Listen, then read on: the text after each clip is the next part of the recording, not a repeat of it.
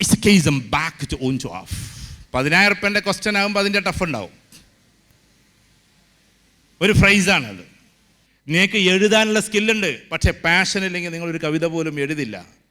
നിങ്ങൾക്ക് അത്യാവശ്യം ആളുകളോട് സംസാരിക്കാനുള്ള സ്കില്ലുണ്ട്, പക്ഷെ അതിനു വേണ്ടി തുനിഞ്ഞ് ആ പാഷനോട് കൂടിയിട്ട് സംസാരിച്ചില്ലെങ്കിൽ നിങ്ങൾ എവിടെ എത്തൂല. നമ്മുടെ നോളജാണ് നിങ്ങളുടെ പഠിത്തമാണ്. ആ പഠിത്തത്തേക്കാൾ പ്രധാനപ്പെട്ടത് സ്കിൽസാണ്. ആ സ്കിൽസിന് കുറേ മുഖങ്ങളുണ്ട്. പ്രൊഫഷണലി നമ്മൾ ഉയരങ്ങളിലെത്താൻ അതിൻ്റെ മുഖങ്ങളുണ്ട്. ഹാർഡ് കോർ ആയിട്ടുള്ള സ്കില്ലുകൾ നമുക്കുണ്ട്, അതിൻ്റെ മുഖങ്ങൾ വേറെയുണ്ട്. സോഫ്റ്റ് സ്കില്ലായിട്ടുള്ളതുണ്ട്. നമ്മുടെ ക്ഷമ, നമ്മുടെ സഹനം, നമ്മുടെ ലീഡർഷിപ്പ് ക്വാളിറ്റി, നമ്മുടെ അതിമനോഹരമായ അവതരണത്തിൻ്റെ, നമ്മുടെ ക്രിയേറ്റിവിറ്റിയുടെ, ആളുകളോടുള്ള ബന്ധത്തിൻ്റെ, ഫ്രണ്ട്സിനുണ്ടാക്കുന്നതിൻ്റെ, അതൊക്കെ നമ്മുടെ സോഫ്റ്റ് സ്കില്ലിൻ്റെ ഭാഗമായിട്ട് വരുന്നതാണ്. ഹിസ്റ്ററിയെക്കുറിച്ച് നമ്മൾ അറിയണം, നമ്മുടെ സബ്ജക്റ്റിനെ കുറിച്ചും അറിയണം. വ്യത്യസ്തമായ കാര്യങ്ങൾ പഠിക്കാൻ വേണ്ടിയിട്ട് നമ്മൾ ഒരുപാട് ശ്രമിക്കണം. അതാണ് നോളജ് എന്ന് പറയുന്നത്. അതിന് മുകളിലുള്ള വലിയ ഒരു ഏരിയയാണ് സ്കിൽസ് എന്ന് പറയുന്നത്. സ്കിൽസ്, ആ സ്കിൽസിലേക്ക് ഒട്ടുമിക്ക കുട്ടികളും കേരള എഡ്യൂക്കേഷണൽ ബോർഡിൻ്റെ തിയറി പ്രകാരം, ഇനി മാറ്റം വരാം, 80% കുട്ടികളും സ്കില്ലില്ലാതെയാണ് മിക്കവാറും എന്താകുന്നത്, പാസ് ഔട്ട് ആകുന്നത്. സ്കില്ലെന്ന് പറയുന്ന സാധനം വളരെ കുറവാണ് കുട്ടികൾക്ക്. എന്താ സ്കില്ല്? ഉദാഹരണത്തിന് നല്ല മനോഹരമായിട്ട് ലാംഗ്വേജ് സംസാരിക്കാനുള്ള കപ്പാസിറ്റി നമുക്കുണ്ടാവും, പക്ഷേ ലാംഗ്വേജ് പറയുമ്പോൾ അത് ശ്രദ്ധിക്കാനുള്ള കപ്പാസിറ്റി ഉണ്ടാകില്ല. ഇത് രണ്ടും രണ്ടാണ്. ഇംഗ്ലീഷ് മീഡിയത്തിൽ പഠിക്കുന്ന കുട്ടികൾ ആരൊക്കെയാണ്? Please raise the hands. ഒന്ന് കൈപ്പൊക്കിയാട്ടെ. പഠിച്ചവർ, പഠിക്കുന്നവർ, പഠിച്ചവരും ഒന്ന് കൈപ്പൊക്കിയാട്ടെ. കുറച്ച് കുട്ടികളൊക്കെ ഉണ്ട്, പലയിടത്തുമായിരിക്കും നമ്മൾ പഠിച്ചത്. ഇംഗ്ലീഷ് അത്യാവശ്യമൊക്കെ അറിയുന്ന ആൾക്കാരാണ് ഇരിക്കുന്നത്. പക്ഷേ ചിലപ്പോൾ ചില സെൻറ്റൻസ് പറയുമ്പോൾ, ഞാൻ പലയിടത്തും ചോദിക്കാറുണ്ട്, ചില സെൻറ്റൻസ് പറയുമ്പോൾ നമുക്കത് കേട്ടാൽ മനസ്സിലാകില്ല. ഇതിൽ നന്നായിട്ട് ഇംഗ്ലീഷ് അറിയുന്നവരെ കുട്ടികൾ കുറേ ആൾക്കാർ, പക്ഷേ ഒരു സെൻറ്റൻസ് അങ്ങോട്ട് പറയുമ്പോൾ ലിംഗ്വിസ്റ്റിക് എബിലിറ്റി നമുക്കുണ്ടെങ്കിൽ പോലും ഒരു സ്കില്ലാണത്. പക്ഷെ അതിൽ തന്നെ ലിസണിങ് സ്കിൽ എന്ന് പറയുന്ന സ്കിൽ ഉണ്ടാകണമെന്നില്ല. കാരണം ഭാവിയിൽ നമ്മൾ ഇൻ്റർവ്യൂ ചെയ്യുന്നത് വേറെ ഏതെങ്കിലും നാഷണാലിറ്റി ആണെങ്കിൽ നമ്മൾ ആ ഇൻ്റർവ്യൂവിൽ തെറിക്കണമെന്ന് അയാൾ ഉറപ്പിച്ചു കഴിഞ്ഞാൽ നമ്മുടെ നോളജിനെ എല്ലാം അളക്കുക, ലാംഗ്വേജ് ടെസ്റ്റ് ചെയ്യുക. ഒന്നും കൂടി പറയാം, നിങ്ങൾ ഈ സ്കില്ലെല്ലാം പഠിച്ചിട്ട് അവിടെ എത്തി ഇൻ്റർവ്യൂവിൽ അറ്റൻഡ് ചെയ്യുന്ന സമയത്ത് ഒരു കേരളക്കാരൻ വേണ്ട എന്ന് അയാൾക്ക് തോന്നിക്കഴിഞ്ഞാൽ അയാൾ നിങ്ങളുടെ നോളജിനെ എല്ലാം അളക്കുക. നോളജിന് നമുക്ക് അത്യാവശ്യം നോളജബിളാണ് നമ്മളെന്ന് അവർക്കറിയാം, നല്ല മാർക്കുണ്ടെന്നറിയാം, എന്തിനെ ചോദിച്ചാലും ആൻസർ ഉണ്ടെന്നും അവർക്കറിയാം. അപ്പം നേരെ ലാംഗ്വേജ് ടെസ്റ്റ് ചെയ്യുക. ഫോർ എക്സാമ്പിൾ, നിനക്ക് സുഖാണോ എന്ന് എങ്ങനെ ചോദിക്കുക? ഇംഗ്ലീഷിൽ എങ്ങനെ ചോദിക്കുക? How are U. അതിന് വേറെ എന്തെങ്കിലും ടേം പറയാൻ പറ്റുമോ? വേറെ എന്തെങ്കിലും ടേം? R you okay? പിന്നെ പിന്നെ പറഞ്ഞോ, മക്കൾ പറഞ്ഞോ, വേഗം പറ. അതിന് വേറെ എന്തെങ്കിലും term? How are you, are you okay എന്നതല്ലാതൊരു പദം പറഞ്ഞോ, ആരെങ്കിലും ഒരാൾ പറ. എന്ത്? What about you? അത് നല്ലൊരു ചോദ്യമാണ്. പിന്നെ എന്നാൽ ലേറ്റസ്റ്റ് ആയിട്ട് ചോദിക്കൽ എന്താണെന്നറിയോ? നിങ്ങളെ ഫയലുണ്ട് വാങ്ങുന്ന വാട്സാപ്പ് എന്നാ ചോദിക്കുക, വാട്സാപ്പ്. അപ്പം നമ്മൾ കേട്ടത് എന്താണ്? വാട്സാപ്പ് മാത്രമാണ്. കുറേ കാലമായിട്ട് യൂസ് ചെയ്യണതും ഏതാണ്? വാട്സാപ്പാണ്. പക്ഷെ അയാൾ ചോദിച്ചത്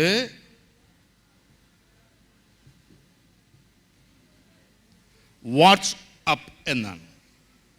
മനസ്സിലായോ? ഇപ്പം എല്ലാ ഇൻ്റർവ്യൂസിലും ഹൗ ആർ യു എന്നുള്ള ചോദ്യത്തിന് പകരം മിക്കവാറും നിങ്ങളോട് ചോദിക്കുക വാട്സാപ്പ്. അതായത് പുതിയതായിട്ട് എന്തുണ്ട് എന്ന്, എന്തൊക്കെയാണ് നിൻ്റെ വിവരം എന്ന്. USA ആണെങ്കിൽ കമ്പൽസറി വാട്സാപ്പ് എന്നാ ചോദിക്കുക. നമ്മളപ്പോൾ എന്താ വിചാരിക്കുക?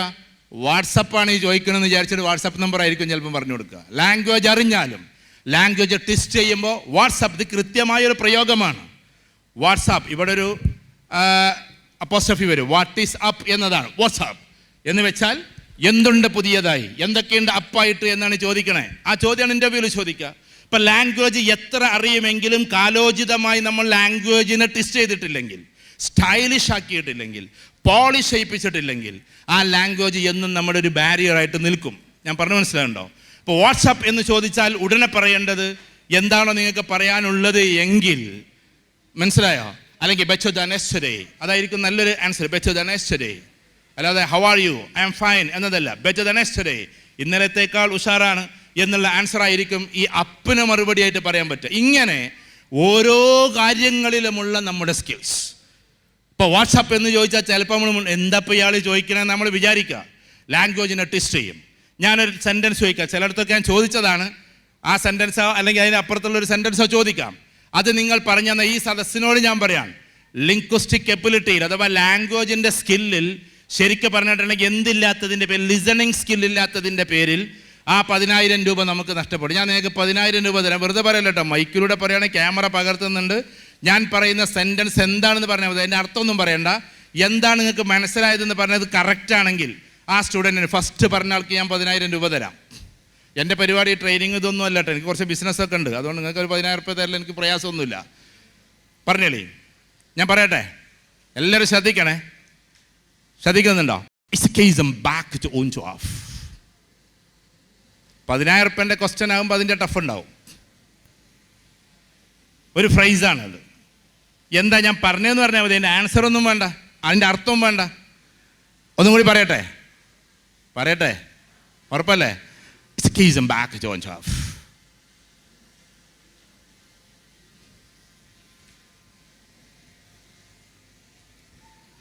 ഞാൻ ഇപ്പം പറയാമെന്ന് വിചാരിച്ചോ, നിങ്ങൾക്ക് 1,00,000 രൂപ തരാം എന്ന് പറഞ്ഞാലും ഇത് പറയില്ല എന്ന് എനിക്കറിയാം. ഈ സദസ്സിൽ ആരും പറയില്ലെന്ന് എനിക്കറിയാം. കാരണം എന്താണെന്ന് വെച്ചാൽ ബറാക്ക് ഒബാമയുടെ പ്രസിഡൻ്റായിട്ടുള്ള ആദ്യത്തെ സ്പീച്ചിൽ 3 തവണ മൂപ്പര് ഈ പദം ഉപയോഗിക്കുന്നുണ്ട്.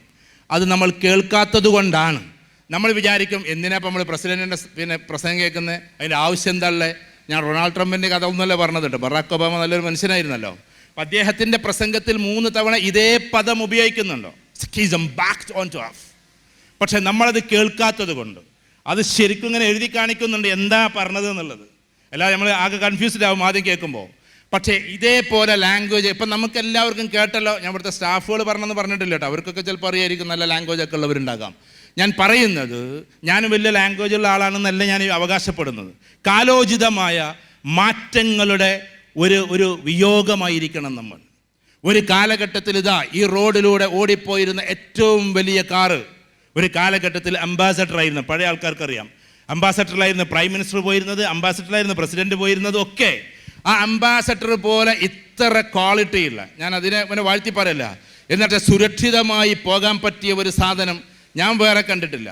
അതിൽ ഒന്ന് പിന്നെ ഇപ്പോൾ ഈ അടുത്തിടെ ഇറങ്ങിയിട്ടില്ല ചില റോൾസ് റോയ്സ് പോലെ. കാരണം ഒന്ന് ആക്സിഡൻ്റ് ആയാൽ പോലും ആൾക്കൊന്നും സംഭവിക്കാത്തൊരു വാഹനം കൂടിയാണ് അംബാസഡർ എന്നാണ്. അത്ര സ്ട്രെങ്ത് ആയിരുന്നു അതിൻ്റെ ബോഡി. ബാക്ക് സീറ്റിൽ ഇരിക്കാൻ വരെ അത്ര പവറായിരുന്നു അന്ന്. ആ കാലത്ത് കാലോചിതമായ മാറ്റം മാറാത്തത് കൊണ്ട് റോഡിലെ കിങ് ആയിരുന്ന അംബാസഡർ ഔട്ടാകേണ്ടി വന്നു. കാലോചിതമായ മാറ്റം മാറാത്തത് കൊണ്ട്. എല്ലാ കാലത്തും ടോപ്പാകും ഞങ്ങളെന്നവർ വിചാരിച്ചു. പക്ഷേ കാലഘട്ടം മാറിയപ്പോൾ കാലത്തിനനുസരിച്ച മാറ്റം അവർ മാറിയില്ല. അതുകൊണ്ട് അംബാസഡർ റോഡിൽ നിന്ന് ഔട്ടായി. നമ്മൾ കാലോചിതമായ മാറ്റം, കാലഘട്ടത്തിൻ്റെ മാറ്റം മാറിയേ പറ്റൂ. അത് നമുക്ക് എത്ര ഏജ് ആയാലും ശരി. നമ്പർ 2, നോക്കിയ ഫോൺ. നിങ്ങളിപ്പോൾ അധികം കാണാത്തൊരു സാധനമാണ്. പക്ഷേ ഫോൺ ഇറങ്ങിയ സമയത്ത് ഏറ്റവും കൂടുതൽ ലോകത്തിൽ ഉണ്ടായിരുന്ന ഫോൺ അത് നോക്കിയ ആയിരുന്നു. 2ാം സ്ഥാനത്തായിരുന്നു സാംസങ്. പിന്നാണ് ബ്ലാക്ക്ബെറിയും അതിനുശേഷം ആപ്പിളൊക്കെ വന്നത്. പക്ഷേ ഈ നോക്കിയ ഫോൺ ഇന്ന് നമുക്കധികം കാണാൻ കഴിയില്ല, കാലോചിതമായ മാറ്റം മാറാത്തത് കൊണ്ട്. സാംസങ് ഇതിൻ്റെ കൂടെ ഇറങ്ങിയതാണ്. പക്ഷേ സാംസങ് അടിക്കടി മാറിക്കൊണ്ടിരിക്കുന്നു. ന്യൂജൻ എന്തൊക്കെയാണോ ചിന്തിക്കുന്നത് അതിൻ്റെ അപ്പുറത്തേക്ക് സാംസങ് മാറുന്നത് കൊണ്ടാണ് ഇന്ന് ഏറ്റവും കൂടുതൽ പ്രിയപ്പെട്ട ഫോണായി ആപ്പിൾ കഴിഞ്ഞാൽ, ചിലർക്ക് ആപ്പിൾ അത്ര ഇഷ്ടമാവണമെന്നില്ല, അത് കഴിഞ്ഞാൽ സാംസങ് ആയി മാറുന്നത് അവിടെയാണ്. ഈ കാലോചിതമായ മാറ്റം അവർ സ്കില്ലിലൂടെ അപ്ഡേഷൻ നടത്തുന്നതാണ്. ഇപ്പോൾ ഇവർ നടത്തുന്ന കുറേ സോഫ്റ്റ് സ്കില്ലുകളുണ്ട്, ഹാർഡ് കോർ സ്കില്ലുകളുണ്ട്, കുറേ കോഴ്സസ് ഉണ്ട്. ഇതൊക്കെയും ഷിഹാബ് ടീം നടത്തുന്ന, അല്ലെങ്കിൽ പിന്നെ സാലി ടീം നടത്തുന്ന, അല്ലെങ്കിൽ മറ്റുള്ളവർ നടത്തുന്ന ഈ ഒരു രീതിയിലുള്ള കോഴ്സസ് ഉണ്ടല്ലോ, ഞാനതിനെങ്ങനെ പ്രൊമോട്ട് ചെയ്യാൻ വേണ്ടി വന്നതല്ല. ഞാനും ഈ സ്ഥാപനമായിട്ട് ഒരു ബന്ധവുമില്ല. നമ്മൾ സുഹൃത്തുക്കൾ നടത്തുന്ന ഒരു സ്ഥാപനം എന്നേ ഉള്ളൂ. എനിക്കിതിൽ നിന്നൊരു 1000 രൂപ വരുമാനമില്ല. ഞാൻ അതുകൊണ്ട് പ്രൊമോട്ട് ചെയ്യല്ല. പക്ഷേ കാലഘട്ടത്തെ അളന്ന് തിട്ടപ്പെടുത്തിയിട്ട് ഞാൻ പറയുന്നു, എന്ന് വെച്ചാൽ നമ്മൾ കാലത്തിനനുസരിച്ചിട്ടുള്ള മാറ്റങ്ങൾ മാറി ആ ഓരോ കാര്യങ്ങളും മാറിക്കൊണ്ടേയിരിക്കണം. ഇപ്പോൾ സ്കില്ലിൻ്റെ ഭാഗമായിട്ട് ലോകത്തിൽ ഹാർഡ് കോർ സ്കില്ലിൽ ഹാർഡ് സ്കില്ല് വേറെയാണ്, അതാണ് നിങ്ങളെ പഠിപ്പിക്കുന്നത്. ഇതിൽപ്പെട്ട ഇന്നത്തെ അഡ്വാൻസ്ഡ് ആയിട്ടുള്ളൊരു സാധനമാണ് AI, ആർട്ടിഫിഷ്യൽ ഇൻ്റലിജൻസ്. അതെല്ലാവരും പറയുന്നൊരു സാധനമാണ്. പക്ഷെ ഞാൻ മുമ്പ് സൂചിപ്പിച്ചിട്ടുണ്ട്, ഞാൻ എൻ്റെ 2 മക്കളും കൂടി ദുബായിലെ ആർട്ടിഫിഷ്യൽ ഇൻ്റലിജൻസിൻ്റെ ഒരു പ്രോഗ്രാമിൽ പങ്കെടുത്തു. ഒരുപാട് US നിന്ന് മുതൽ അങ്ങോട്ട് എല്ലാ ആപ്പിളിൻ്റെ ടീമുണ്ടായിരുന്നു, എല്ലാ ടീമുണ്ടായിരുന്നു. ദുബായ് ഹബ്ബാക്കിക്കൊണ്ട് അവർ വലിയൊരു പ്രോഗ്രാം നടത്തി, ടെക്നോളജിക്കൽ ഹബ്ബ്. അതിൽ ഞങ്ങളും പോയിരുന്നു ആ പരിപാടിക്ക്, എൻ്റെ മൂത്ത 2 മക്കളും കൂടി. അപ്പോൾ ഞാൻ 2 പേരും നോക്കിയതിലേക്ക് എന്നെ മെറ്റയിലേക്ക് കയറ്റി. മെറ്റാവേഴ്സ് എന്ന് നമ്മൾ അധികം പദം പോലും കേൾക്കുന്നില്ല. ഞാൻ പറഞ്ഞത് ഏകദേശം 2 വർഷം മുമ്പാണ്. മെറ്റാവേഴ്സിലേക്ക് കയറ്റി AI ഉപയോഗിച്ചുകൊണ്ട് എന്നെ സ്ക്രീനിൻ്റെ അകത്തേക്ക് കയറ്റാൻ, ഞാൻ ഇവിടെ തന്നെ നിൽക്കുന്നു മൈക്കും പിടിച്ചിട്ട് ചോദ്യം ചോദിക്കാനായിട്ട് എന്നെ അകത്തേക്ക് കയറ്റി. പിന്നെ അവിടെ കാണുന്നത് ഞാൻ വേറൊരാളാണ്.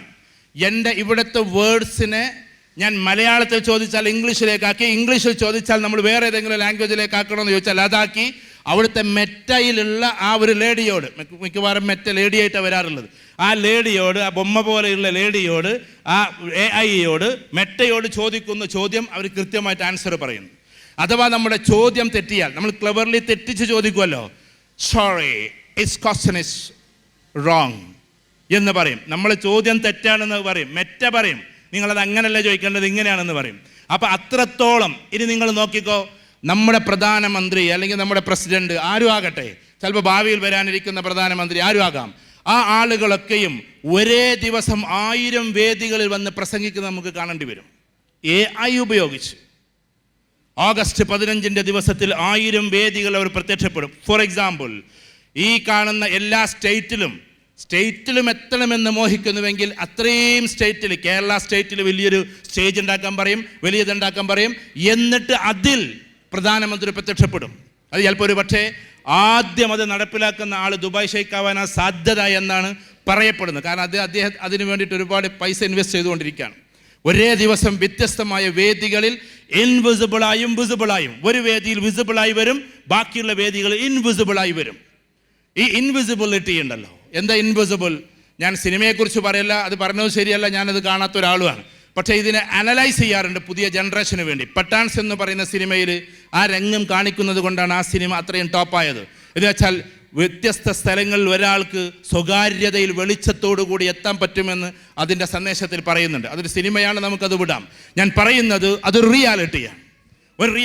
ഇപ്പോൾ ഉദാഹരണത്തിന് എനിക്ക് ഒരു ദിവസം 1000 വേദികൾ പ്രസംഗിക്കാനുള്ള കാലം 5 വർഷത്തിൻ്റെ അപ്പുറത്തേക്ക് പോകില്ല. 5 വർഷത്തിൻ്റെ ഉള്ളിൽ ഒരേ ദിവസം എനിക്ക് ഇതേപോലെ അറ്റൻഡ് ചെയ്തുകൊണ്ട് സംസാരിക്കാം. പക്ഷേ ഒരിടത്തെ ഞാൻ വിസിബിൾ ആകൂ, ബാക്കി എല്ലായിടത്തും ഇൻവിസിബിളാണ്. എന്നെ തൊട്ടാൽ ഞാൻ അവിടെ ഉണ്ടാകില്ല, പക്ഷേ കാണാൻ ഞാൻ അവിടെ ഉണ്ടാകും. അതാണ് ഇൻവിസിബിൾ. ഞാൻ എന്നെ ആയിരിക്കും എന്ന് വിചാരിച്ചിട്ടാണ് നിങ്ങൾ ഈ കാണുന്നതൊക്കെ, പക്ഷെ അതിൻ്റെ യാഥാർത്ഥ്യം നടക്കുന്നത് വേറെ സ്ഥലത്തായിരിക്കും. ഒറിജിനലായിട്ട് ആളെ കാണും, പ്രകാശരൂപത്തിൽ കാണും, പക്ഷേ തൊട്ടാലറിയാം അയാൾ അവിടെ ഇല്ല എന്നുള്ളത്. അതാണ് AI. അത്രത്തോളം അഡ്വാൻസ്ഡ് ആണ് AI. ഇത്തരത്തിലുള്ള കാര്യങ്ങൾ പഠിച്ച് മനസ്സിലാക്കി നമ്മൾ നമ്മുടെ വാല്യൂസിനെ തന്നെ നിലനിർത്തിക്കൊണ്ട് അതിമനോഹരമായി ഇതിനൊക്കെ പഠിക്കുന്നതിൻ്റെ പേര് കൂടിയാണ് ഹാർഡ് സ്കിൽ എന്നതുകൊണ്ട് ഉദ്ദേശിക്കുന്നത്. നിങ്ങൾ പഠിക്കുന്ന പ്രോഗ്രാംസ് ആകട്ടെ, നിങ്ങൾ പഠിക്കുന്ന മെറ്റയാകട്ടെ, നിങ്ങൾ ഇനി പഠിക്കാൻ പോകുന്ന AI ആകട്ടെ, ഇപ്പോൾ പഠിച്ചുകൊണ്ടിരിക്കുന്ന എന്തൊക്കെ ഡിജിറ്റൽ മാർക്കറ്റിംഗ് ഉണ്ടോ ആ മാർക്കറ്റിംഗ് ആകട്ടെ, എല്ലാം ഇതുമായി ബന്ധപ്പെട്ടതാണ്. ഡിജിറ്റൽ മാർക്കറ്റിംഗ് നിങ്ങൾ പഠിക്കുന്നുണ്ടല്ലോ അല്ലേ? ഡിജിറ്റൽ മാർക്കറ്റിംഗ് പഠിക്കുന്നുണ്ടോ? എനിക്ക് അറിഞ്ഞൂടാ, ഉണ്ടോ? നിങ്ങളുടെ സിലബിയിലില്ല. ഏത് മേഖലയിലേക്ക് നിങ്ങൾ കടന്നു പോയാലും, ഇപ്പം എനിക്കറിയാവുന്ന പെൺകുട്ടികളോട് ഞാൻ പറയാണ്, ഇത് ഉപയോഗിച്ചുകൊണ്ട് എത്രയോ ബിടെക്കുകാർ, നിങ്ങൾ ബാംഗ്ലൂരിൽ പോയാൽ, ബോംബെയിൽ പോയാൽ എത്രയോ പെൺകുട്ടികൾ ഇപ്പോൾ ഒരിക്കലും ഓഫീസ് സ്പേസിലേക്ക് പോകുന്നേ ഇല്ല. അവർ വീട്ടിലിരുന്നു കൊണ്ടാണ് ഈ കാര്യങ്ങൾ ചെയ്യുന്നത്. ഈ വർക്ക് ഫ്രം ഹോമും വർക്ക് അറ്റ് ഹോമും തമ്മിൽ എന്താ വ്യത്യാസം? അത് കൃത്യമായിട്ട് പറയുന്ന ആൾക്കാർക്ക് ഞാനൊരു 1000 രൂപ തരാം. അതിപ്പോൾ എല്ലാവർക്കും അറിയുന്ന കാര്യമൊക്കെ തന്നെ. ചിലർ വർക്ക് ഫ്രം ഹോം എന്ന് പറയും, ചിലർ വർക്ക് അറ്റ് ഹോം എന്ന് പറയും. എന്താ തമ്മിൽ വ്യത്യാസം? വേഗം പറയടാ. ഭയങ്കര പെട്ടെന്ന് ചിന്തിക്കാൻ പറ്റുമെങ്കിൽ ഇതിനൊക്കെ ആൻസർ ഉണ്ട്. ചിലർ പറയും വർക്ക് ഫ്രം ഹോമാണ്, ചിലർ പറയും വർക്ക് അറ്റ് ഹോമാണ്. എന്താ തമ്മിലുള്ള വ്യത്യാസം? വേഗം പറ. 1000 രൂപ കിട്ടുന്ന കേസാണ്. ആ ആ ആ ഒന്നും കൂടി പറഞ്ഞാൽ, അത് ക്ലാരിഫൈ ചെയ്ത് പറഞ്ഞാൽ. 500 രൂപൻ്റെ ആൻസർ ആയിട്ടുണ്ട്.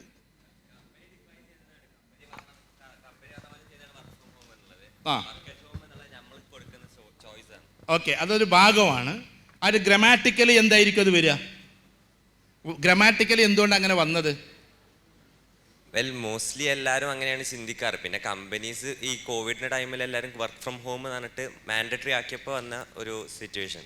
ആരുടെ ചുരുക്കി പറഞ്ഞാൽ ഇങ്ങനെ, അതാണ് 500 രൂപക്കായി എന്ന് പറഞ്ഞത്. ഓക്കെ, ഒന്ന് എല്ലാവരും ഒന്ന് കൈയടിച്ച് കൊടുത്താട്ടെ. അവൻ പറഞ്ഞ ഭയങ്കര ക്ലാരിറ്റിയുള്ള ആൻസറാണ്. 500 രൂപ തരാട്ടോ. എന്നാൽ ഇവിടെ വാ, ഇപ്പോൾ തന്നെ വന്നേക്ക്, അതാ നല്ലത്. മറ്റേ വെറുതെ അത് മിസ്സാക്കണ്ട. എന്നാ ഇത് കൈയടിച്ചു കൊടുക്കുക കറക്റ്റായിട്ട്. Okay, thanks. അപ്പോൾ പറഞ്ഞു വരുന്നത് വർക്ക് ഫ്രം ഹോം, അവൻ പറഞ്ഞ വളരെ കറക്റ്റാണ്. പക്ഷെ അതിൻ്റെ പൂർത്തീകരണത്തിലേക്ക് എത്തിയില്ല. അതിൻ്റെ ഗ്രാമാറ്റിക്കൽ സെൻസ് അനുസരിച്ച് കമ്പനിക്ക് വേണ്ടി പറയുന്ന ടേമാണ് വർക്ക് ഫ്രം ഹോം. എന്നാൽ വർക്ക് ചെയ്യുന്ന ആളുകൾ അവരവരെ കുറിച്ച് പറയുന്ന പേരാണ് വർക്ക് അറ്റ് ഹോം. പറഞ്ഞാൽ മനസ്സിലായോ? വളരെ സിമ്പിളായിട്ട് പറഞ്ഞാൽ, അതായത് കമ്പനിയെ സംബന്ധിച്ചിടത്തോളം അവർക്ക് വർക്ക് ചെയ്യുന്ന അവരവിടെയാണ്. അവിടെ കമ്പനിയെ സെൻട്രലാക്കിക്കൊണ്ട് അത് ചിന്തിക്കുന്നു. കമ്പനി വർക്ക് ഫ്രം ഹോം എന്നേ പറയൂ. നമ്മളെക്കുറിച്ച് പറയുന്നത് വർക്ക് അറ്റ് ഹോമാണ്. മനസ്സിലായോ? അവൻ പറഞ്ഞതും കറക്റ്റാണ്. അഥവാ നമ്മൾ സ്വന്തമായിട്ട് നമ്മൾ ചെയ്യുന്ന സമയത്തും വർക്ക് അറ്റ് ഹോമും കമ്പനിക്ക് വർക്ക് ഫ്രം ഹോമും തന്നെയാണ്. പക്ഷെ അതിൻ്റെ രീതി അങ്ങനെയാണ്. അഥവാ നമ്മളൊരു കമ്പനി നമ്മളോട് ആവശ്യപ്പെട്ടിട്ട് വീട്ടിലിരുന്നിട്ട് നമ്മൾ ചെയ്യുകയാണെങ്കിൽ കമ്പനിയെ സംബന്ധിച്ചിടത്തോളം അത് വർക്ക് ഫ്രം ഹോമാണ്. നമ്മളെ സംബന്ധിച്ചിടത്തോളം അതെന്താണ്? വർക്ക് അറ്റ് ഹോമാണ്. ഈ ഒരു രീതിയിൽ പെട്ടെന്ന് അനലിറ്റിക്കലി അവനിപ്പോൾ അത് ആദ്യം ഇങ്ങനെ റെഫർ ചെയ്തിട്ട് ജേർണലിസ്റ്റ് പഠിച്ചതാണോ മോനെ? ഏതെങ്കിലും ജേർണലിസ്റ്റ് കണ്ടിട്ടല്ലേ അവിടെ ഇരുന്ന് വെറുതെ ചിന്തിച്ചതല്ലേ നീ? That is critical thinking. ഒന്ന് കൈയടിച്ചു കൊടുത്താട്ടെ. അതിനെയാണ് ക്രിട്ടിക്കൽ തിങ്കിങ് എന്ന് പറയുന്ന ഒരു സ്കില്ലിലേക്ക് വരുന്നത്. നമ്മൾ എന്തുകൊണ്ടാണ് അതിന് ആൻസർ പറയാതിരുന്നത്? നമ്മളിങ്ങനെ ആലോചിച്ചത് എന്താ? ഞാൻ നിങ്ങളെ കുറവാക്കല്ല കേട്ടോ. അതിപ്പോൾ രണ്ടായാലും ഒന്നല്ലേ, ഫ്രമും മറ്റുമൊക്കെ എല്ലായിടത്തും ഉപയോഗിക്കണത് തന്നെയല്ലേ. നമ്മളാ പണ്ട് പഠിച്ച നോട്ടള്ളി ബട്ടാസ് എഴുതർണർ ആസുന സാസ്മച്ച സാസ്ഫറാസിലൂടെ ഇങ്ങനെ കടന്നു പോയി. അവൻ പെട്ടെന്ന് ചിന്തിച്ച് ഫ്രമും അറ്റും എങ്ങനെയാണ് വരുന്നത് എന്നുള്ളത്. അതുകൊണ്ട് അവൻ ആൻസർ കിട്ടി. ഞാനീ പറഞ്ഞു വരുന്നത് മനുഷ്യൻ്റെ ഒരുപാട് സ്കില്ലുകളുണ്ട്. ആ സ്കില്ലുകളില്ലാതെ ഉയരങ്ങളിലേക്ക് നമുക്ക് പോകാൻ കഴിയില്ല. ഇപ്പം സുന്ദർ പിച്ചെ ഗൂഗിൾ ഇൻ്റർവ്യൂ ചെയ്ത സമയത്ത് ഗൂഗിളിൻ്റെ CEO ആയിട്ടാണ് കയറ്റാൻ പോണേ. ഗൂഗിളിൻ്റെ തലപ്പത്തേക്ക് ഇരുത്താൻ പോവാണ് അദ്ദേഹം. പിന്നെ ഏറ്റവും ടോപ്പ് ലൈനിൽ എഞ്ചിനീയറിംഗ് കഴിഞ്ഞതാണ്. അതിനുശേഷം പിന്നെ ഏറ്റവും വലിയ മാനേജ്മെൻറ്റ് കോഴ്സും കഴിഞ്ഞതാണ്. അത് കഴിഞ്ഞിട്ട് ഇതിലേക്ക് ചെയ്യുന്ന സമയത്ത് അദ്ദേഹത്തോട് ആവശ്യപ്പെടുന്നത് ഒറ്റ ചോദ്യമാണ്. സുന്ദർ പിച്ചെ പറയുന്നുണ്ട്, ഒരേ ഒരു ചോദ്യമാണ് ഡെപ്തിൽ ചോദിച്ചത്. നിങ്ങൾ കാരണം എന്തായിരിക്കും ഗൂഗിളിന് സംഭാവന ചെയ്യുക? വാട്ട്സ് യുവർ കോൺട്രിബ്യൂഷൻ എന്നതാണ്. നിങ്ങൾ എന്താണ് ഞങ്ങൾക്ക് കോൺട്രിബ്യൂട്ട് ചെയ്യാന്നാണ്. ആ ചോദ്യത്തിൽ എന്താ ചെയ്യുക? കാരണം ഒരു കമ്പനിയുടെ തലപ്പത്തേക്ക് കയറണമെങ്കിൽ ഞാൻ എന്താ കോൺട്രിബ്യൂട്ട് ചെയ്യുക എന്ന ചിന്തയ്ക്ക് പകരം സുന്ദർ പിച്ചെ അതിമനോഹരമായി മറുപടി പറഞ്ഞത്, ലോകം മുഴുവനും ഗൂഗിൾ നോക്കി സഞ്ചരിക്കുന്ന ഒരു കാലം ഞാൻ നിങ്ങൾക്ക് വേണ്ടി കൊണ്ടുവന്ന് തരുമെന്നാണ്. ഗൂഗിൾ നോക്കിയിട്ട് ലോകം മുഴുവനും സഞ്ചരിക്കുന്ന ഒരു കാലത്തിന് അത് തുടങ്ങി വെച്ചിരുന്നു ഗൂഗിളെങ്കിലും അതിന് ഹൈ പിച്ചിലേക്ക് കൊണ്ടുപോയി. ഇന്ന് നിങ്ങൾ നോക്കിക്കോ, എത്രയോ കോടികളാണ് ഒരു സ്റ്റാഫിന് അവർ കൊടുക്കുന്നത്. CEO കൊടുക്കുന്ന ഇപ്പോൾ ആൽഫബറ്റിൻ്റെ CEO ആക്കി. എന്താ ആൽഫബറ്റും ഗൂഗിളും തമ്മിലുള്ള വ്യത്യാസം? ആരോടാ പറഞ്ഞല്ലേ? എന്താ വേം പറ. അതിന് 500 വേറെ തരണോ? എക്സ്ട്രാ റീഡിങ് നമ്മൾ നടത്തണം. നമ്മളൊക്കെ കമ്പനി വർക്ക് ചെയ്യാനുള്ള ആൾക്കാരാണ്. ആൽഫബറ്റ് ലോകത്തിൽ ഏറ്റവും വലിയൊരു മദർ കമ്പനിയാണ്. അതിൻ്റെ ഒരു കമ്പനിയാണ് ഗൂഗിൾ. ഞാൻ പറഞ്ഞ മനസ്സിലാവുണ്ടോ? മദർ കമ്പനിയുടെ ഒരു കമ്പനിയാണ് ഏത്? ഗൂഗിൾ. അല്ലാതെ ഗൂഗിളിൻ്റെതല്ല ആൽഫബറ്റ്. ആൽഫബറ്റിൻ്റെ ഒരു കമ്പനിയാണ് ഏത്? ഗൂഗിൾ. ഇതൊക്കെ നിങ്ങൾ സെർച്ച് ചെയ്ത് നോക്കിക്കോ. മാനേജ്മെൻറ്റ് സ്റ്റുഡൻസിന് ഇതൊക്കെ പഠിക്കാനുണ്ട്. ഏതായാലും ഞാൻ പറയുന്നത് ആൽഫബറ്റിൻ്റെ, ഇപ്പോൾ ആൽഫബറ്റിൻ്റെയും CEO ആണ് ആര്? ഈ പറയുന്ന സുന്ദർ പിച്ചെ. അപ്പോൾ ക്രിട്ടിക്കലി ചിന്തിച്ചിട്ടൊരു വലിയ കോൺട്രിബ്യൂഷനെ കുറിച്ചിട്ട് അവരോട് സംസാരിക്കുമ്പോൾ അത് തൻ്റെ മാപ്പിങ്ങിൽ ഉള്ളത് കൊണ്ടാണ്, തൻ്റേതായ ചിന്ത. അതിനെയാണ് സ്കിൽസ് എന്ന് പറയാം. അപ്പോൾ നിങ്ങൾ വിചാരിക്കും ഞങ്ങളോട് ഇതൊക്കെ ഇപ്പോൾ പറഞ്ഞിട്ട് എന്താ, ഞങ്ങൾ ചെറിയ ചെറിയ കോഴ്സല്ലേ നടത്തുന്നത്. എൻ്റെ പ്രിയപ്പെട്ട മക്കളെ, ഞാൻ ചിലപ്പോഴൊക്കെ പറയാറുണ്ട്, ഞങ്ങൾ ഫ്രണ്ട് ബെഞ്ചിൽ ഇരിക്കുന്നവർ ക്ഷണിക്കണം കേട്ടോ. ഇവിടുത്തെ ഫ്രണ്ട് ബെഞ്ച് വലിയ ഫ്രണ്ട് ബെഞ്ചൊന്നും അല്ലല്ലോ, അതൊരു ഓഡിറ്റോറിയം അല്ലേ. ഫ്രണ്ട് ബെഞ്ചിൽ ഇരിക്കുന്ന ആളുകൾക്ക് കോൺസെൻട്രേഷൻ ഉണ്ടാകും. മനസ്സിലായോ? കോൺസെൻട്രേഷൻ ഉണ്ടാകും, മാർക്ക് കിട്ടാനുള്ള കോൺസെൻട്രേഷൻ. ബാക്ക് ബെഞ്ചിലിരിക്കുന്നവർക്ക് അറ്റൻഷൻ ഉണ്ടാവും. തമ്മിൽ വ്യത്യാസമുണ്ട്. കാരണം എല്ലാവരെയും അറ്റൻഡ് ചെയ്യാൻ അവനറിയാം. ഇപ്പോൾ ശുക്കൂർ എന്താ ചെയ്യണത്, മാറൂഫ് എന്താ ചെയ്യണത്, മുകുൽസ് എന്താ ചെയ്യണത്, ഇത് ബാക്കിൽ നിന്ന് ഇങ്ങനെ നോക്കാൻ അവൻ്റെ പരിപാടി. എമ്മാതിരി അറ്റൻഷനാണെന്നറിയോ?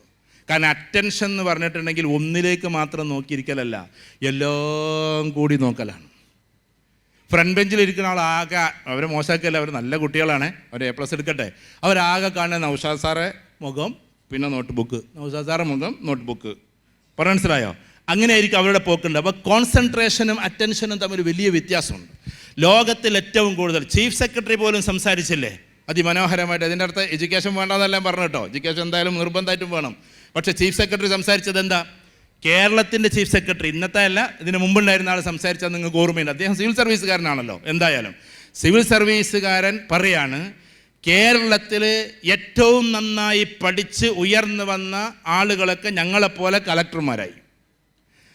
അതിന് താഴെയുള്ള ആളുകളൊക്കെയും എന്തായി? പൊളിറ്റീഷ്യൻസായി. അതിലും താഴെയുള്ള ആളുകളൊക്കെയും ബിസിനസ്മാൻമാരുമായി. ബിസിനസ് എന്ന് പറഞ്ഞാൽ കേവലം 50 ലക്ഷം 60 ലക്ഷം കൊണ്ട് കളിക്കുന്നവരെ പറ്റിയല്ല ഈ പറയുന്നത്. എന്നിട്ട് പറയാണ് ഇപ്പം ബിസിനസ്സുകാർ രാഷ്ട്രീയക്കാരെന്താക്കുന്നു, ഭരിച്ചുകൊണ്ടിരിക്കുന്നു, രാഷ്ട്രീയക്കാർ ഞങ്ങളെ ഭരിച്ചുകൊണ്ടിരിക്കുന്നു. നിങ്ങൾക്ക് മനസ്സിലാവും ഞാൻ പറഞ്ഞത്? സ്കില്ലപാരമാണ്. ഈ അടുത്തിടെ മോദി സർക്കാർ കുറച്ച് മുമ്പേ സിവിൽ സർവീസിൻ്റെ പാറ്റേൺ മാറ്റി, സർക്കാരല്ല അതിൻ്റെ അതോറിറ്റി മാറ്റി. ആ മാറ്റുന്ന സമയത്ത് ഏറ്റവും പ്രധാനപ്പെട്ട ഒന്ന് ആഡ് ചെയ്തത് ഏതാണെന്നറിയോ? സിവിൽ സർവീസിൽ ഇൻട്രാപേഴ്സണൽ സ്കിൽസ്. എന്താ ഇൻട്രാപേഴ്സണൽ സ്കിൽസ്? ഇൻ്റർപേഴ്സണൽ സ്കില്ലുണ്ട്, ഇൻട്രാപേഴ്സണൽ സ്കില്ലുണ്ട്. എന്ന് വെച്ചിട്ടുണ്ടെങ്കിൽ മറ്റുള്ളവരോട് അതിമനോഹരമായിട്ട് പെരുമാറാനും നമുക്ക് നമ്മളെക്കുറിച്ച് അനലൈസ് ചെയ്യാനുള്ള വേറെ കഴിവ്. ഇത് രണ്ടും രണ്ടാണ്. ഒന്ന് ഇൻട്രാപേഴ്സണലാണ്, മറ്റൊന്ന് ഇൻ്റർപേഴ്സണലാണ്. ഇത് രണ്ടും രണ്ടാണ്. ഇത് ഇൻ്റർപേഴ്സണലാണ്. ഇൻ്റർ അവിടെ നിൽക്കും, ഇൻട്രയല്ല ഇൻ്റർ. ഇൻ്ററിൽ നിൽക്കുന്ന സാധനം ഇൻ്റർപേഴ്സണൽ സ്കിൽ എന്ന് പറഞ്ഞാൽ പരസ്പരം അങ്ങോട്ടും ഇങ്ങോട്ടുമുള്ള ഭയങ്കരമായ രസകരമായ ഒരു ഇമോഷണൽ എന്താ പറയുക, ഒരു ബ്രിഡ്ജിങ്. ആ ഒരു സാധനത്തിനാണ് ഇൻ്റർപേഴ്സണൽ എന്ന് പറയാം. പണ്ടൊക്കെ കലക്ടർമാർ എന്ന് പറയുന്ന ആളുകൾ ഒറ്റയ്ക്കിരുന്ന് പഠിച്ചതി മനോഹരമായി ഉയർന്ന് പോയാൽ അവർക്ക് എന്തുണ്ടാകുമായിരുന്നു? മാർക്ക് കിട്ടി കലക്ടറാകാമായിരുന്നു. പക്ഷേ ഇന്നത്തെ കലക്ടർമാർ അങ്ങനെ കഴിയില്ല. ലൈക്ക് പൊളിറ്റീഷ്യൻസ് എന്നാ പറയുന്നത്. രാഷ്ട്രീയം ഏതുമാകട്ടെ, രാഷ്ട്രീയക്കാരെ പോലെ ആളുകളോട് നല്ല ബന്ധമുള്ളവരാകണം ഇനിയുള്ള കലക്ടർമാരെന്നാണ് അതിലെ പ്രധാനപ്പെട്ട തീരുമാനം. ഇൻ്റർപേഴ്സണൽ സ്കിൽസ് വർദ്ധിപ്പിക്കണം എന്നതാണ്. എന്ന് വെച്ചാൽ ആളുകളുള്ള റാപ്പോ, നമ്മൾ ഫ്രണ്ട്സ് റാപ്പോ എന്ന് പറഞ്ഞിട്ടുണ്ടെങ്കിൽ ഫ്രണ്ട്സ് മേക്കിംഗ് കപ്പാസിറ്റി അതൊരു വലിയ കപ്പാസിറ്റിയാണ്. അപ്പോൾ ഏറ്റവും ചുരുക്കത്തിൽ പറഞ്ഞാൽ ഈ സ്കിൽസുകൾ എത്ര നമുക്ക് വർദ്ധിപ്പിക്കാൻ പറ്റുമോ അതിനനുസരിച്ചിട്ടാണ് നമ്മുടെ എല്ലാം ഉണ്ടാവുക. അതിൽ പ്രധാനപ്പെട്ട ചില സ്കിൽസ് പറയാം, വളരെ ശ്രദ്ധിച്ച് കേൾക്കണം. പ്രധാനപ്പെട്ട സ്കിൽസ് ഒന്ന് റഫറൻസ് സ്കിൽസാണ്. എന്താ റഫറൻസ് സ്കിൽസ് എന്ന് പറഞ്ഞാൽ? വ്യത്യസ്തമായ ബുക്സ് റീഡ് ചെയ്യാനുള്ള കപ്പാസിറ്റി, അതിൽ നിന്നുള്ള പോയിൻറ്റ്സുകൾ ഭയങ്കരമായിട്ട് കളക്ട് ചെയ്യാനുള്ള കപ്പാസിറ്റി, ആ പറയുന്ന സാധനം വ്യത്യസ്തമായ നോളേജുകളെ വ്യത്യസ്തമായ ഭാഗത്തു നിന്ന് അനലൈസ് ചെയ്തിട്ട് അടർത്തിയെടുക്കാനുള്ള കപ്പാസിറ്റി, നിരന്തരമായി വായിച്ചും പഠിച്ചും നെറ്റ് ഉപയോഗിച്ച് കേട്ടും ഇതേപോലെ തന്നെ ഈ ലൈബ്രറിയിൽ കയറിയിട്ടും ആ നോളേജിനെ സീക്ക് ചെയ്യാനുള്ള കപ്പാസിറ്റിയുടെ പേരാണ് റഫറൻസ് സ്കിൽസ് എന്ന് പറയുന്നത്. ഇതൊരു കുട്ടിക്ക് ഉണ്ടാകേണ്ടതാണ്. നമ്മൾ എന്ത് ചെയ്യും? ആളുകളുടെ പ്രഭാഷണം കേട്ടിരിക്കും. നിങ്ങൾ എന്നെ ഈ വിളിച്ചില്ലെങ്കിലും കുഴപ്പമൊന്നുമില്ല. ഈ പ്രഭാഷകരായ ആൾക്കാരൊക്കെ ഈ വായിച്ചിട്ടുള്ള അറിവ് അങ്ങോട്ട് പറഞ്ഞതല്ല, അത് ആകാശത്തു നിന്ന് വന്ന അറിവൊന്നുമല്ല. അവർ കുറേ ബുക്സ് വായിക്കുന്നു, നിങ്ങൾ വായിക്കാത്തത് കൊണ്ട് അവരുടെ മുമ്പിൽ ഇരുന്ന് കൊടുക്കുന്നു. ഇതല്ലേ തമ്മിൽ വ്യത്യാസം? ആണോ അല്ലേ? ഈ ക്ലാസ് എടുക്കുന്ന ആളുകൾ കുറേ ബുക്സ് വായിക്കുന്നു, നിങ്ങളത് വായിച്ചിരുന്നെങ്കിൽ ഇവരുടെ മുമ്പിൽ ഇരുന്ന് കൊടുക്കണ്ട. സുലൈമാൻ മേപ്പത്തൂരിൻ്റെ മുമ്പിൽ നിങ്ങൾ ഇരുന്ന് കൊടുക്കണ്ട. കാരണം നിങ്ങളത് വായിക്കാത്തത് കൊണ്ട്, നിങ്ങളതിലൂടെ സഞ്ചരിക്കാത്തത് കൊണ്ട് ഇത്തരക്കാരുടെ മുമ്പിൽ നിങ്ങൾ ഇരുന്ന് കൊടുക്കേണ്ടി വരുന്നു. നിങ്ങൾ എന്നെ പ്രസംഗത്തിന് വിളിച്ചില്ലെങ്കിലും വേണ്ടില്ല, നിങ്ങളൊന്ന് ഉയർന്നോട്ടെ എന്ന് വിചാരിച്ച് പറയാണ്. അതുകൊണ്ട് അവരത് പ്രൊമോട്ട് ചെയ്ത് പറയില്ല, നിങ്ങൾ വായിക്കണമെന്ന്. ഇന്നലെ നമ്മൾ വലിയൊരു ബുക്ക് സ്റ്റാളിൻ്റെ അല്ലെങ്കിൽ അവരുടെ പ്രസാധകരുടെ വലിയൊരു പരിപാടിയിൽ പങ്കെടുത്തിരുന്നു. പെരുമ്പലാവ് അൻസാർ സ്കൂളിൽ, അവിടെ ഇംഗ്ലീഷ് മീഡിയം വലിയ സംഭവമായ സ്കൂളാണ്. അവർക്ക് അലൂമിനി US-ലുണ്ട്, അലൂമിനി UK-ലുണ്ട്, അങ്ങനത്തെ സ്കൂളാണത്. അവിടെ ഇരുന്ന് ഇന്നലെ പരിപാടി. അവിടെ വലിയ ബുക്ക് ഫെസ്റ്റ് നടക്കുന്നുണ്ട്. പക്ഷേ ഇപ്പോഴത്തെ കുട്ടികളുടെ കഥ അവിടുത്തെ സാറന്മാർ പറഞ്ഞു, ബുക്സ് വായിക്കുന്നില്ല. അപ്പോൾ നമ്മൾ വിചാരിക്കും ടെക്നോളജി പോരെ. ഞാൻ പറയട്ടെ എൻ്റെ പ്രിയപ്പെട്ട കുട്ടികളെ, ബുക്സ് വായിക്കുക എന്നത് വലിയൊരു സ്കില്ലാണ്, റെഫറൻസ് സ്കില്ലിൽ പെട്ടതാണ്. അത് നമ്മുടെ മനസ്സിൽ കയറ്റി വെക്കുക എന്നുള്ളത് വേറൊരു സ്കില്ലാണ്. നിങ്ങൾക്ക് എല്ലായിടത്തും അതിനെന്താക്കാൻ പറ്റും? പ്രസരിപ്പോട് കൂടിയിട്ട് ഇറക്കാൻ പറ്റും. ആര് നമ്മളോട് ചോദിച്ചാലും അതിലൊരു നോളജബിൾ പോയിന്റ് നമുക്ക് പറയാൻ പറ്റും. നിങ്ങൾ ടെക്നോളജി വെറും വാട്സപ്പ് കേട്ടിരിക്കുകയാണെങ്കിൽ ശരിക്കും പറഞ്ഞാൽ സെക്കൻഡുകൾക്കുള്ളിലും മഞ്ഞിമറയുന്നത് കൊണ്ട് ഒന്നും ഓർമ്മയിൽ നിൽക്കില്ല. ഇതിൻ്റെ അർത്ഥം വാട്സപ്പ് കാണണ്ട, ഫേസ്ബുക്ക് കാണണ്ട എന്നല്ല, ഒന്നും ഓർമ്മയിൽ നിൽക്കുക. നിങ്ങൾ ഒന്ന് പറ, ഇന്നലെ നിങ്ങൾ കണ്ട ഫേസ്ബുക്കിൽ എന്തൊക്കെ നിങ്ങൾ കണ്ടു? പോട്ടെ, നിങ്ങൾ ചിലപ്പോൾ ഇൻസ്റ്റഗ്രാം ആയിരിക്കും ഉപയോഗിക്കുക. ഇൻസ്റ്റഗ്രാമിൽ എന്തൊക്കെ നിങ്ങൾ കണ്ടു? വല്ലതും ഓർമ്മയുണ്ടോ നിങ്ങൾക്ക്? ഉണ്ടോ? ഇല്ല. ഇമോഷണൽ സ്റ്റോറീസ് നമ്മുടെ ഉള്ളിൽ നിൽക്കുന്നല്ലാതെ എന്തൊക്കെ ഇന്നലെ കണ്ടു, ആയിരക്കണക്കിന് പോസ്റ്ററുകൾ നമ്മൾ കണ്ടു, ഒന്നും ഓർമ്മയിൽ നിൽക്കില്ല. പക്ഷേ വായിച്ചത് മുഴുവൻ അവിടെ നിൽക്കും, നിങ്ങളതിന് സിനാപ്സിസ് എഴുതിയിട്ടുണ്ടെങ്കിൽ. അപ്പോൾ റെഫറൻസ് സ്കിൽ എന്ന് പറഞ്ഞാൽ വ്യത്യസ്തമായ ചാറ്റ് GPT ഉപയോഗിക്കുന്ന എത്ര പേരുണ്ട്? വെറുതെ കൈ വെക്കരുത് കേട്ടോ, ഉള്ളിനോട് ചോദിച്ചിട്ട് കൈ പൊക്കാവൂ. ചാറ്റ് GPT ഉപയോഗിക്കുന്ന എത്ര പേരുണ്ട്? Please raise the hands. അതിങ്ങനെ എപ്പോഴെങ്കിലും നോക്കണ കഥയല്ല ഞാൻ പറഞ്ഞത്. സീരിയസ് ആയിട്ട് ചാറ്റ് GPT നോക്കുന്ന എത്ര പേരുണ്ട്? അതിനോട് ചോദ്യം ചോദിക്കണമെങ്കിൽ വളരെ സ്കിൽ ഉണ്ടാകണം. കാരണം ചാറ്റ് GPTയോട് ചോദിക്കുമ്പോൾ പല രീതിയിൽ ചോദിച്ചാൽ പല ആൻസർ ആയിരിക്കും പറഞ്ഞുതരാം. How to make a question, ഒരു ചോദ്യം എങ്ങനെയാണ് ഉണ്ടാക്കുക എന്ന് ആദ്യം നമ്മൾ പഠിച്ചു വെക്കണം. എന്നിട്ട് ചാറ്റ് GPTയോട് ചോദിച്ചാൽ അതിമനോഹരമായ റിസർച്ച് ഫുള്ളി നമുക്ക് ആൻസർ തരും. അപ്പോൾ നമ്മൾ ഒരുപാട് നോളേജുകൾ ഇങ്ങനെ ഉണ്ടാക്കിക്കൊണ്ടിരിക്കണം. അത് ഇതിൽ പെട്ടതാണ്. അത് നിങ്ങൾ പഠിക്കുന്നതിൻ്റെ കൂട്ടത്തിൽപ്പെട്ടതാണ്. ഇപ്പോൾ നിങ്ങൾ ഒരുപാട് കാര്യങ്ങൾ പഠിച്ചു, വെബ് ഡിസൈനിങ് അല്ലെങ്കിൽ മറ്റുള്ളത് അല്ലേ, ഓരോന്ന് പഠിച്ചു കഴിഞ്ഞാൽ നിങ്ങൾ ഏറ്റവും ടോപ്പ് പോസ്റ്റിൽ എത്തുമ്പോൾ നിങ്ങൾക്ക് കിട്ടുന്ന പോസ്റ്റ് ഏതായിരിക്കും എന്നറിയോ? അറിയോ? ഏറ്റവും സാലറീഡ് ആയിട്ടുള്ള ആളുടെ പോസ്റ്റ് ഏതാണെന്നറിയോ? വെബ് ഡിസൈനിങ് കുറേ കഴിഞ്ഞ് ഞങ്ങൾ നിർത്തേണ്ടി വരും. അവസാനത് വലിയ വലിയ കമ്പനികളിലേക്കുള്ള ലിയാസണിങ് വർക്കാണ്. എന്താ ലിയാസണിങ് വർക്ക് എന്ന് പറഞ്ഞാൽ? വലിയ വലിയ കമ്പനികൾക്ക് കത്തെഴുതുക, മെയിൽ അയക്കുക. അതിനെ നമുക്ക് ഞാൻ പറയട്ടെ, ആ മെയിൽ അയക്കുന്നത് ഒറ്റ വരിയിൽ അയക്കാൻ അല്ലെങ്കിൽ മാക്സിമം 2 വരിയിൽ അയക്കുന്നവനാണ് സ്കില്ലുള്ളവൻ. ഒരു എസ്സേ പോലെ അയക്കുന്നവനല്ല സ്കില്ലുള്ളവൻ. ഞാനൊരു വാക്ക് പറയാം, ശ്രദ്ധിക്കണേ. ഞാനൊരു വാക്ക് പറയാം കേട്ടോ. ഒരു വാക്ക് പറയാം. സമയമില്ലാത്തത് കൊണ്ടാണ് ഞാൻ വിശദീകരിച്ചു പറയുന്നത്. സമയമുണ്ടായിരുന്നെങ്കിൽ ഞാൻ ചുരുക്കി പറയുമായിരുന്നു. ഈ വാക്ക് തെറ്റാണോ? തെറ്റല്ലേ? ഒന്നും കൂടി പറയാം. സമയമില്ലാത്തത് കൊണ്ടാണ് ഞാൻ നീട്ടി പറയുന്നത്. സമയമുണ്ടായിരുന്നെങ്കിൽ ഞാൻ ചുരുക്കി പറയുമായിരുന്നു. ഇത് തെറ്റാണോ? തെറ്റല്ലേ? നിങ്ങൾ ഇന്ന് ഏതെങ്കിലും ഒന്ന് പറയേ, ഇത് തെറ്റല്ലേ? ഉറപ്പല്ലേ? സമയം ഉണ്ടെങ്കിലല്ലേ നമ്മൾ നീട്ടി പറയാ. സമയം ഇല്ലെങ്കിൽ നമ്മൾ ചുരുക്കി പറയോ? ഇല്ലല്ലോ. സമയമില്ലാത്തത് കൊണ്ടാണ് ഞാൻ ചുരുക്കി പറയാന്നല്ലേ എല്ലായിടത്തും നമ്മൾ കേട്ടിട്ടുള്ളത്. പക്ഷെ ഞാൻ ആ പറഞ്ഞ വാക്ക് ശരിയാണ്. വളരെ ശ്രദ്ധിക്കണം കേട്ടോ. സ്കിൽ ബേസിലേക്ക് പോകുമ്പോൾ അത് ശരിയാണ്. എങ്ങനെ ശരിയാകും? ഇവിടെ ശ്രദ്ധിക്കണേ. സമയമില്ലാത്തത് കൊണ്ടാണ് ഞാൻ നീട്ടി പറയുന്നത്, സമയമുണ്ടായിരുന്നെങ്കിൽ ഞാൻ ചുരുക്കി പറയുമായിരുന്നു എന്ന പ്രസ്താവന ശരിയാണ്. എങ്ങനെയെന്നറിയോ? അത്യാവശ്യം പ്രസംഗിക്കാൻ അറിയുന്ന ആൾക്ക് ഒരു പേജ് പറയാൻ അല്ലെങ്കിൽ എഴുതാറിയുന്ന ആൾക്ക്, നിങ്ങളൊക്കെ കുറേ പരീക്ഷ എഴുതിയതല്ലേ, ഇംഗ്ലീഷിലൊരു പേജ് എഴുതാൻ വലിയ പണിയൊന്നുമില്ല. പക്ഷെ ആ ഒരു പേജ് എഴുതിയ സാധനം, ശ്രദ്ധിക്കണേ, ഒരു പേജ് എസ്സ പോലെ എഴുതിയിട്ടുള്ള ആ സാധനം അതിനെ 2 വരിയിൽ ഒതുക്കാൻ കുറച്ച് സമയം വേണം. ഒക്കെ മനസ്സിലാവുണ്ടോ ഞാൻ പറഞ്ഞത്? മനസ്സിലാവുണ്ടോ? അതിനെ 2 വരിയിൽ ഒതുക്കാൻ എന്ത് വേണം? കുറച്ച് സമയം വേണം അല്ലേ? കാതുപാടില്ല കാന്തന്, കണ്ണുപാടില്ല കാന്തക്കും, എങ്കിൽ ബന്ധം കാന്തമായിടും, അല്ലെങ്കിൽ അത് കുന്തമായിടും. ഇതാരുടെ വാക്കാ? കുഞ്ഞുണ്ണി മാഷൻ്റെ വാക്കാണ്. ഒന്നും കൂടി പറയാം. എന്താണ്? കാതുപാടില്ല കാന്തന്, കണ്ണുപാടില്ല കാന്തക്ക്, എങ്കിൽ ബന്ധം കാന്തമായിടും, അല്ലെങ്കിൽ അത് കുന്തമായിടും. കേൾക്കുമ്പോൾ നമുക്കൊന്നും തോന്നൂല. പക്ഷെ കുഞ്ഞുണ്ണി മാഷ് എത്രയോ ദിവസങ്ങൾ തപസ്സിരുന്നുണ്ടാക്കിയ 2 വരിയാണത്.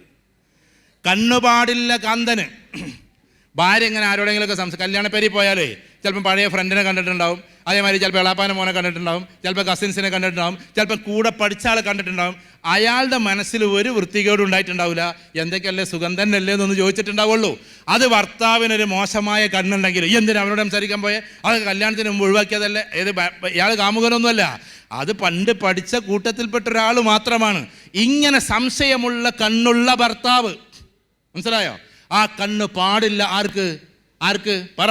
ആർക്ക്? ഭർത്താവിന്. കാതുപാടില്ല കാന്തക്കും. കാന്ത എന്ന് പറഞ്ഞാൽ ഭാര്യയാണ്.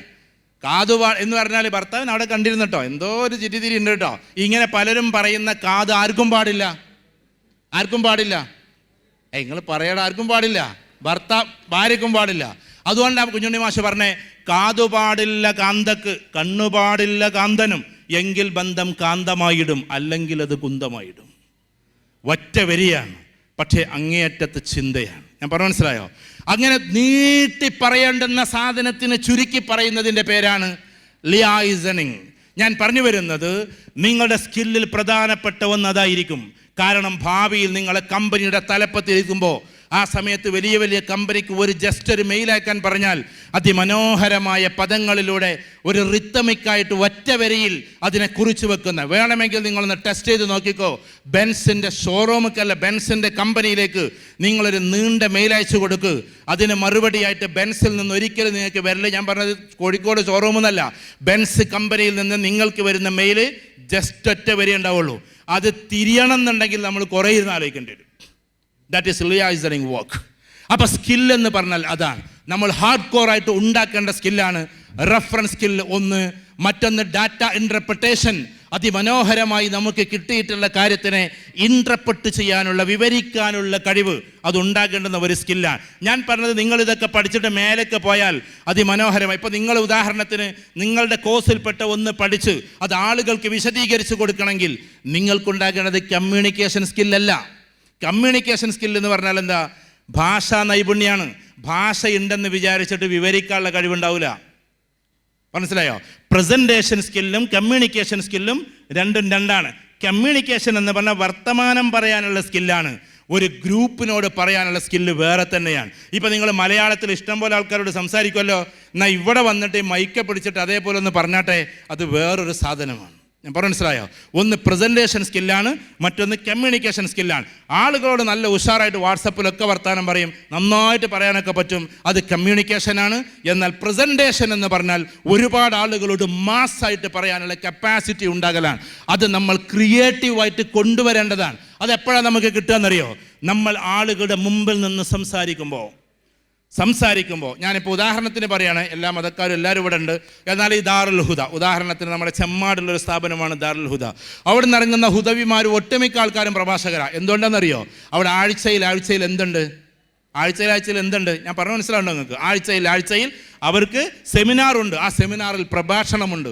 ആ പ്രഭാഷണം പ്രസംഗിച്ച ഈ സിനിസാറുലക്കും ഈ പറഞ്ഞ ഹാരിസ് ഉദവി മറ്റവരൊക്കെ എത്തിയത്. അതുകൊണ്ട് ക്രിയേറ്റീവായിട്ട് നമ്മൾ ഉണ്ടാക്കേണ്ട, ഇൻബോണായിട്ടൊരു പക്ഷേ നമ്മൾ ഇല്ലെങ്കിൽ പോലും നമ്മളായിട്ട് സൃഷ്ടിച്ചെടുക്കേണ്ടുന്ന ചില സാധനങ്ങൾ, ഒറിജിനൽ ക്രിയേറ്റീവായിട്ടുള്ള തോട്ട്സിന് ലെഫ്റ്റ് ബ്രെയിൻ ആയിരിക്കണം ശക്തിപ്പെടേണ്ടത് എന്നാണ്. ഒരാൾ നല്ല പ്രഭാഷകനാകണമെങ്കിൽ, നല്ല പാട്ടുകാരാകണമെങ്കിൽ, നല്ല വരക്കാരനാകണമെങ്കിൽ അവൻ്റെ ലെഫ്റ്റ് ബ്രെയിനിട്ട് മറിക്കണം. അത് അങ്ങനത്തെ ക്ലാസ്സിലേക്ക് പോകേണ്ട ഒരു സന്ദർഭമല്ല ഇത് എന്നതുകൊണ്ടാണ്.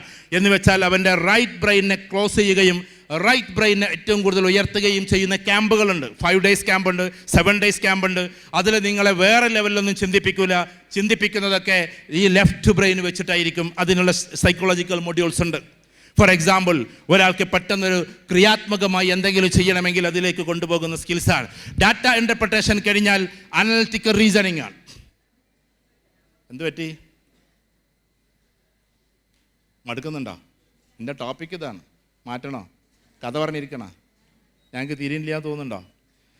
എടാ മക്കളെ, നിങ്ങൾക്കിത് വേണ്ടതാണ്. ഞങ്ങൾക്കൊരു ഉദാഹരണം പറഞ്ഞുതരാം. എൻ്റെ ഒരു സുഹൃത്തുണ്ട്, ജാഫർ. എൻ്റെ കൂടെ ഡിഗ്രിക്ക് പഠിച്ചതാണ്. ഫസ്റ്റ് ഇയറിന്, കുട്ടികളെ ശരിക്കും ശ്രദ്ധിച്ച് കേൾക്കണേ, ഫസ്റ്റ് ഇയറിന് അവൻ ജാഫർ പറമ്പിൽ, ഞാനിത് വീഡിയോയിലൂടെ ആളെ പേര് പറഞ്ഞു. ഫസ്റ്റ് ഇയറിന് ഞങ്ങൾ ഒന്നിച്ച് കോളേജിലേക്ക് പോവാണ്. അതിലടക്ക് അവൻ്റെ ജ്യേഷ്ഠൻ ഒരു വിസ കൊടുത്തയച്ചു. ജ്യേഷ്ഠൻ പറഞ്ഞത് എന്തായാലും അവൻ ഇങ്ങോട്ട് കയറിക്കോട്ടെ, ഇനി പഠിച്ചിട്ട്. അന്നത്തെ കാലത്ത് ആളുകളുടെ വിശ്വാസം പഠിച്ചിട്ട് വലിയ കാര്യമൊന്നുമില്ല എന്നുള്ളതാണ്. ഗൾഫുകാരുടെ ഒരു വിശ്വാസം. ഞാൻ അദ്ദേഹത്തെ കുറ്റപ്പെടുത്തല്ല. അങ്ങനെ ഇവൻ അങ്ങോട്ട് കൊണ്ടുപോയി. ചുരുക്കി പറയാം, കൊണ്ടുപോയിട്ടൊരു സാധാരണ ഷോപ്പിൽ നിർത്തി, ഒരു ചായക്കടയിൽ നിർത്തി. ഇവർ വാങ്ങിയിട്ടുള്ള ചായക്കടയിൽ. അതിലടക്ക് ഇവൻ്റെ വാപ്പ മരിച്ചു. അങ്ങനെ അവൻ തിരിച്ചു വന്നു. ഒരുപാട് പ്രയാസങ്ങളായി. അങ്ങനെ പിന്നെ അവൻ രണ്ടാമതും കോളേജിൽ പോക്ക് തുടങ്ങി. അപ്പോൾ എനിക്കൊരു കോളേജിലൊരു വിദ്യാർത്ഥി കൂടെ ഇല്ലാത്തതുകൊണ്ടാണ്. മേൽപ്പത്തൂരിൽ നിന്ന് പോകണമെങ്കിൽ ഒരാൾ കൂടെ വേണമല്ലോ. അന്നൊക്കെ വലിയ കുട്ടികളൊക്കെ കോളേജിൽ പോകുമ്പോൾ കളിയാക്കുന്ന ആൾക്കാരുടെ ഒരു കാലം കൂടിയാണ്. നിങ്ങൾക്ക് പറഞ്ഞാൽ മനസ്സിലാവില്ല. ഞങ്ങൾ കോളേജ് സ്റ്റൈൽ എന്ന് പറയുന്ന ബുക്ക് അരയിലേക്ക് തീരിയിട്ടൊക്കെയാണ് ഞങ്ങളുടെ മുക്കിലപ്പീടിയിലൂടെ പോവുക. അന്നത്തെ കുറച്ച് ആൾക്കാർ, പാവങ്ങളാണ് അവരൊക്കെ, അവരിരുന്നിട്ട് ഇങ്ങനെ കളിയാക്കും, ഇതെന്താ പോത്തുപോലായിട്ടും കോളേജിൽ പോകണമെന്ന്. അങ്ങനെ ഞങ്ങളിങ്ങനെ കോളേജ് സ്റ്റൈൽ ആകത്ര പോകുന്ന ചെറിയ നോട്ട്ബുക്കാണ്. അത് അരയിലേക്ക് തീരിയിട്ട് ഞങ്ങൾ പോവുക. കാരണം പീഡികത്തിണ്ണയുടെ ഇരിക്കുന്ന ആളുകൾ പോലും കോളേജിലേക്ക് പോകുന്നതിനെ കളിയാക്കുന്ന ഒരു കാലം. അത്ര വിദൂരമൊന്നുമല്ലത്. അങ്ങനെ എനിക്ക് പോവാൻ ഒരാളില്ലല്ലോ എന്ന് വെച്ചാൽ ജാഫറിനെ പിന്നെയും കൊണ്ടുപോയി.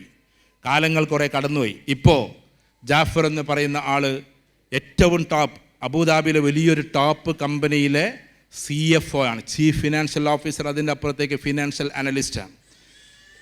അന്നേ ഇപ്പോഴൊക്കെയല്ല ഇവിടെ USA CMA ഒക്കെ നമ്മൾ കേൾക്കൽ തുടങ്ങിയത്. അന്നേ USA CMA കഴിഞ്ഞിട്ട് അവൻ കമ്പനിയുടെ തലപ്പത്തേക്ക് കയറിയതാണ്. ഞാൻ പറയുന്നത് കുട്ടികൾ മനസ്സിലാക്കണേ, ശരീരം കൊണ്ട് ചെയ്യുന്ന ജോലി പ്രധാനപ്പെട്ടൊരു പോയിൻ്റാണ് പറഞ്ഞത്. ശരീരം കൊണ്ട് ചെയ്യുന്ന ജോലിക്കല്ല നമ്മൾ പ്രാധാന്യം കൊടുക്കേണ്ടത്, ബുദ്ധി കൊണ്ട് ചെയ്യുന്ന ജോലിക്കാണ്. നമ്മൾ വെറും പഠിത്തമാണ് പഠിച്ചതെങ്കിൽ ശരീരം കൊണ്ട് ജോലി ചെയ്യേണ്ടി വരും. നിങ്ങൾ സ്കില്ലിലൂടെ വളർന്നാൽ ചെയ്യുന്ന ജോലി ബുദ്ധി കൊണ്ടായിരിക്കും. ഫോർ എക്സാമ്പിൾ, ഇതൊരു വലിയ വീടാണെന്ന് വെക്ക്. ഏകദേശം ഒരു 10 കോടിയൊക്കെ വരുന്ന അങ്ങനത്തെ ഇതൊക്കെ ഉണ്ടല്ലോ ഇപ്പോൾ വീടുകളൊക്കെ. 10 കോടി വരുന്ന ഒരു വീടിന് ഒരു ആർക്കിടെക്റ്റ് ഉണ്ടാവും. അത് ടോണിയാണെന്ന് വിചാരിക്കുക, അല്ലെങ്കിൽ ശങ്കറാന്ന് വിചാരിക്കുക, അല്ലെങ്കിൽ RK രമേശാന്ന് വിചാരിക്കുക. കേരളത്തിൽ ഏറ്റവും ടോപ്പ് റേഞ്ചിൽ നിൽക്കുന്ന 3 ആർക്കിടെക്റ്റുമാരാണ്. അവർ വാങ്ങിക്കുന്നത് 10 കോടി രൂപക്ക് 1 കോടി രൂപയാണ്. എന്ത് അവർക്ക് കൊടുക്കണം? ശ്രദ്ധിക്കണേ. ആ വീട് പടുക്കാൻ വന്ന ഒരാളുണ്ടാവും, തേക്കാൻ വന്ന ആളുണ്ടാവും, പെയിൻറ്റിങ്ങിന് വന്ന ആളുണ്ടാവും. അവർക്ക് ഡെയിലി കൂലി 1000ആണ്. Because it is physical job. ശരിക്കും മനസ്സിലാക്കണം, ഇറ്റ് ഈസ് ഫിസിക്കൽ ജോബ്. ശരീരം കൊണ്ട് ചെയ്യുന്ന ജോലിയാണ്. അതിൽ ബുദ്ധി ഉണ്ടെങ്കിലും 20% ബുദ്ധിയുള്ളൂ, ബാക്കിയൊക്കെ ശരീരം കൊണ്ട് ചെയ്യേണ്ടതാണ്. പക്ഷേ ടോണി വരുന്നത് ആകെ 3 തവണയായിരിക്കും, മാക്സിമം 4 തവണ. അതിൻ്റെ പിന്നിൽ ഒരുപാട് വർക്കുകൾ നടന്നിട്ടുണ്ട്. അതൊക്കെ വർക്കേഴ്സിനെ കൊണ്ട് ചെയ്യുക. ആരെക്കൊണ്ട്? ചെറിയ ചെറിയ ആർക്കിടെക്റ്റുമാരെ കൊണ്ട്. എന്നിട്ട് ഇതിൻ്റെ കംപ്ലീറ്റ് കാര്യങ്ങൾ അദ്ദേഹം വന്നിട്ട് 2 ഡയലോഗും നടത്തിയിട്ടാണ് പോവും. ഒരു വരത്തിന് എത്ര ആയി എന്നറിയോ? ആകെ എത്ര വന്നത്? 4 പ്രാവശ്യം. ഒരു വരവിന് 25 ലക്ഷം രൂപയാണ്. ഒന്ന് ഇൻ്റലക്ച്വൽ വർക്കാണ്, മറ്റൊന്ന് ഫിസിക്കൽ വർക്കാണ്. ദയവ് ചെയ്ത് നിങ്ങൾ ഫിസിക്കൽ ജോബിന് ലക്ഷ്യം വെക്കല്ലേ. ഞാൻ പറഞ്ഞത് മോശമായ കാര്യമൊന്നുമല്ല ഫിസിക്കൽ ജോബ്. പക്ഷേ നമ്മൾ സ്കില്ല് കൂട്ടിയിട്ട് ഇൻ്റലക്ച്വൽ ജോബിലേക്ക് കയറണം. നിങ്ങൾ ഏതൊക്കെ കോഴ്സാണ് പഠിക്കുന്നത്? വെബ് ഡിസൈനിങ്, ഗ്രാഫിക് ഡിസൈൻ, പിന്നെ ഗെയിമിംഗ് ഉണ്ടോ? Digital marketing. ഡിജിറ്റൽ മാർക്കറ്റിംഗ് ഞാൻ നേരത്തെ ചോദിച്ച സാധനം. ചേട്ടാ, ഇതൊക്കെ അപാര ബുദ്ധി വെച്ച് ചെയ്യേണ്ട സാധനങ്ങളാണ്. ഇവരുണ്ടല്ലോ, ഇവരിങ്ങനെ വന്നിട്ട് കോട്ടും സൂട്ടൊക്കെ ഇട്ടിട്ട് നിങ്ങൾക്കൊരു കോഴ്സൊക്കെ ഇതാക്കി നിങ്ങൾ വിചാരിക്കുന്നൊരു കാര്യം, ഞാൻ മനസ്സിലാക്കുന്നൊരു കാര്യം, നിങ്ങളെപ്പോലെ ചിന്തിക്കാൻ എനിക്കും പറ്റുമല്ലോ. ഇവർ കുറേ പൈസ വാങ്ങിക്കുന്നൊക്കെ തോന്നും. പക്ഷേ നമ്മളെ ആ ഒരു ജനത്തിലേക്ക് കൊണ്ടുപോവാണ്. ഈ ഡിജിറ്റൽ മാർക്കറ്റിംഗ് എന്ന് പറയുന്ന സാധനം സാധാരണ രീതിയിൽ ഉപയോഗിക്കേണ്ടതിനെ ഡിജിറ്റലൈസ് ചെയ്തിട്ട് ലോകത്തിലേക്ക് എത്തിക്കല്ലേ? ആണോ അല്ലേ? നിങ്ങൾ പറ.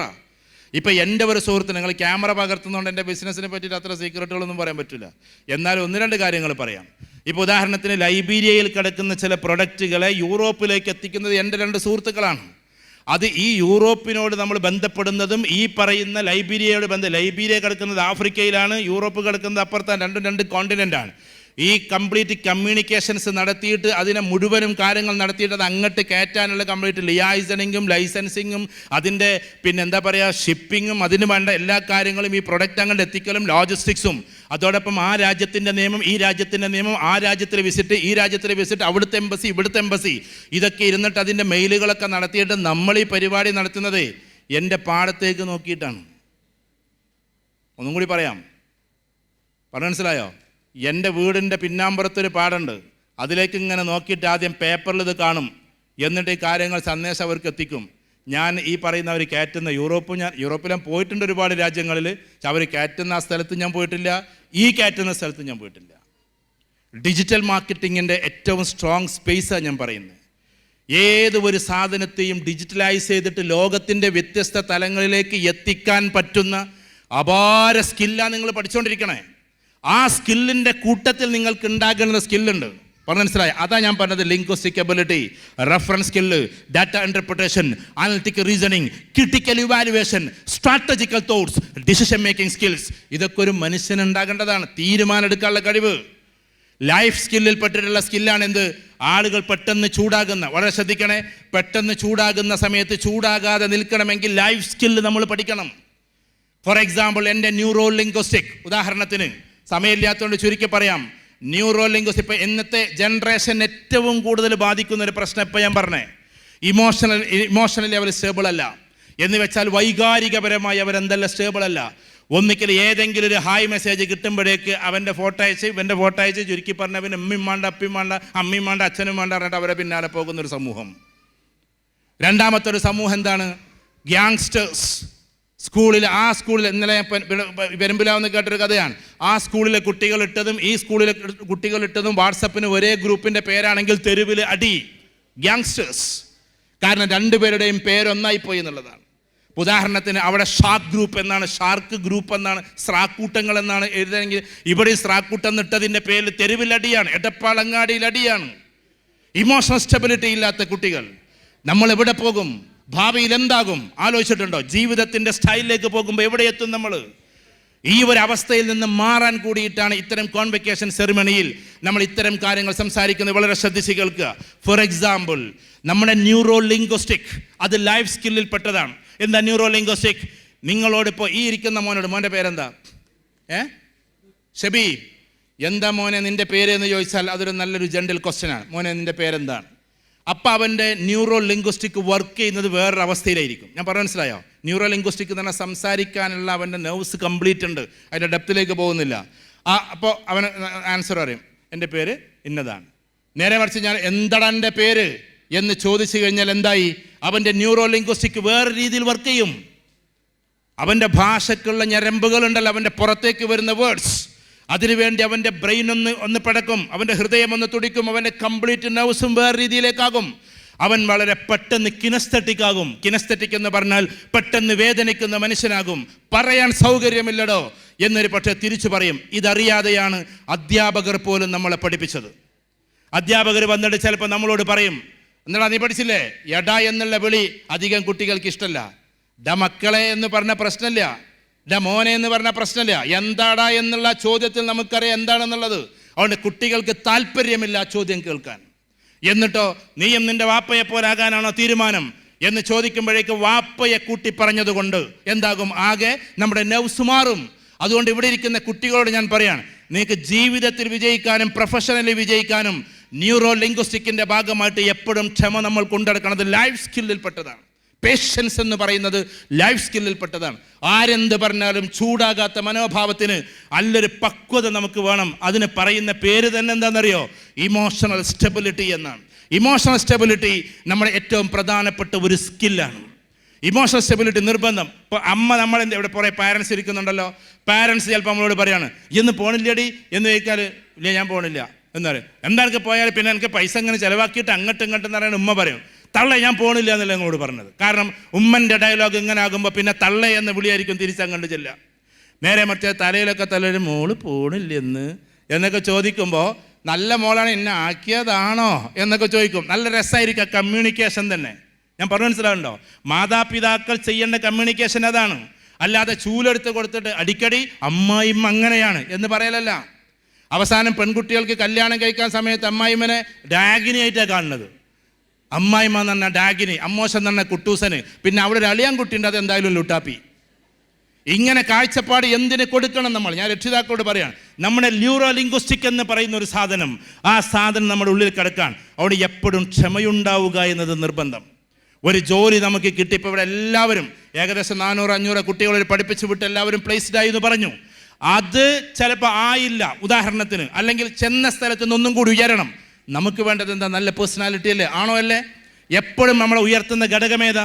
നമ്മളെ ഉയർത്തുന്ന ഘടകം ആ ഒരു ക്ഷമയാണ്, ആ ഒരു സഹനതയാണ്. എപ്പോഴും ആളുകൾ നന്നായിട്ട് അനലൈസ് ചെയ്യാനുള്ള കപ്പാസിറ്റിയാണ്. ഇവൻ നമുക്ക് നല്ലതാണോ അല്ലാത്തതാണോ എന്ന് കൃത്യമായി അനലൈസ് ചെയ്യാനുള്ളൊരു കപ്പാസിറ്റി നമുക്കുണ്ടാകണം.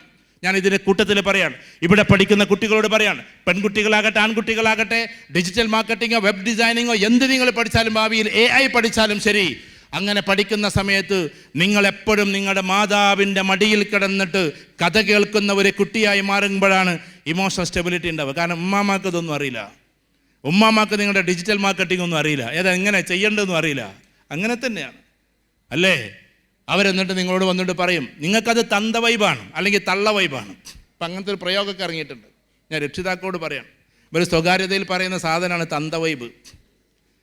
അതായത് പിതാവിൻ്റെ വർത്തമാനങ്ങൾ അവർക്ക് ഇഷ്ടമല്ല.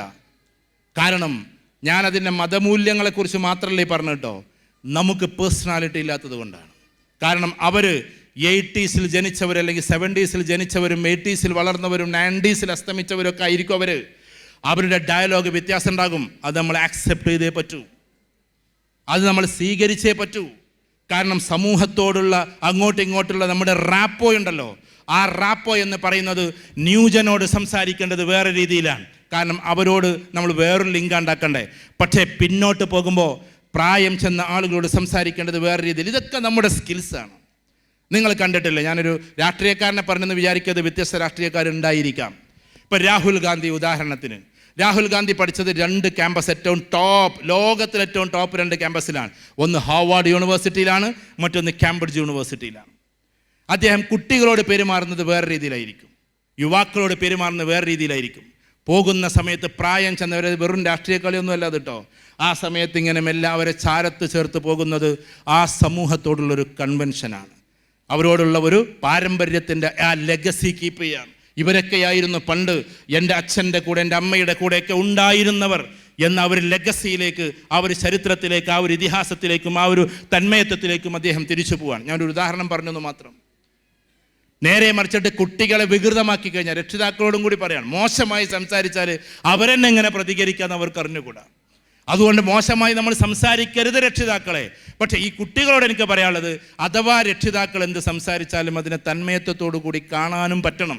എൻ്റെ ഉമ്മ എന്തുകൊണ്ടായിരിക്കും അങ്ങനെ പറഞ്ഞിട്ടുണ്ടാവുക, എൻ്റെ അമ്മ എന്തുകൊണ്ടായിരിക്കും വഴക്കടിച്ചിട്ടുണ്ടാവുക. കാരണം ഒരു പക്ഷേ രാത്രിയിൽ അച്ഛനെ വിളിച്ചപ്പോൾ, ഗൾഫിലേക്ക് വിളിച്ചപ്പോൾ, മോൾ എഡ്യൂക്കേഷൻ എന്താക്കും, ഫീസ് ഇപ്പോൾ നാളെ അടക്കണ്ടേ, ഞാൻ എന്താ ചെയ്യുക, എനിക്ക് സാലറി കിട്ടിയിട്ടില്ല എന്ന് പറഞ്ഞിട്ടുണ്ടാകും.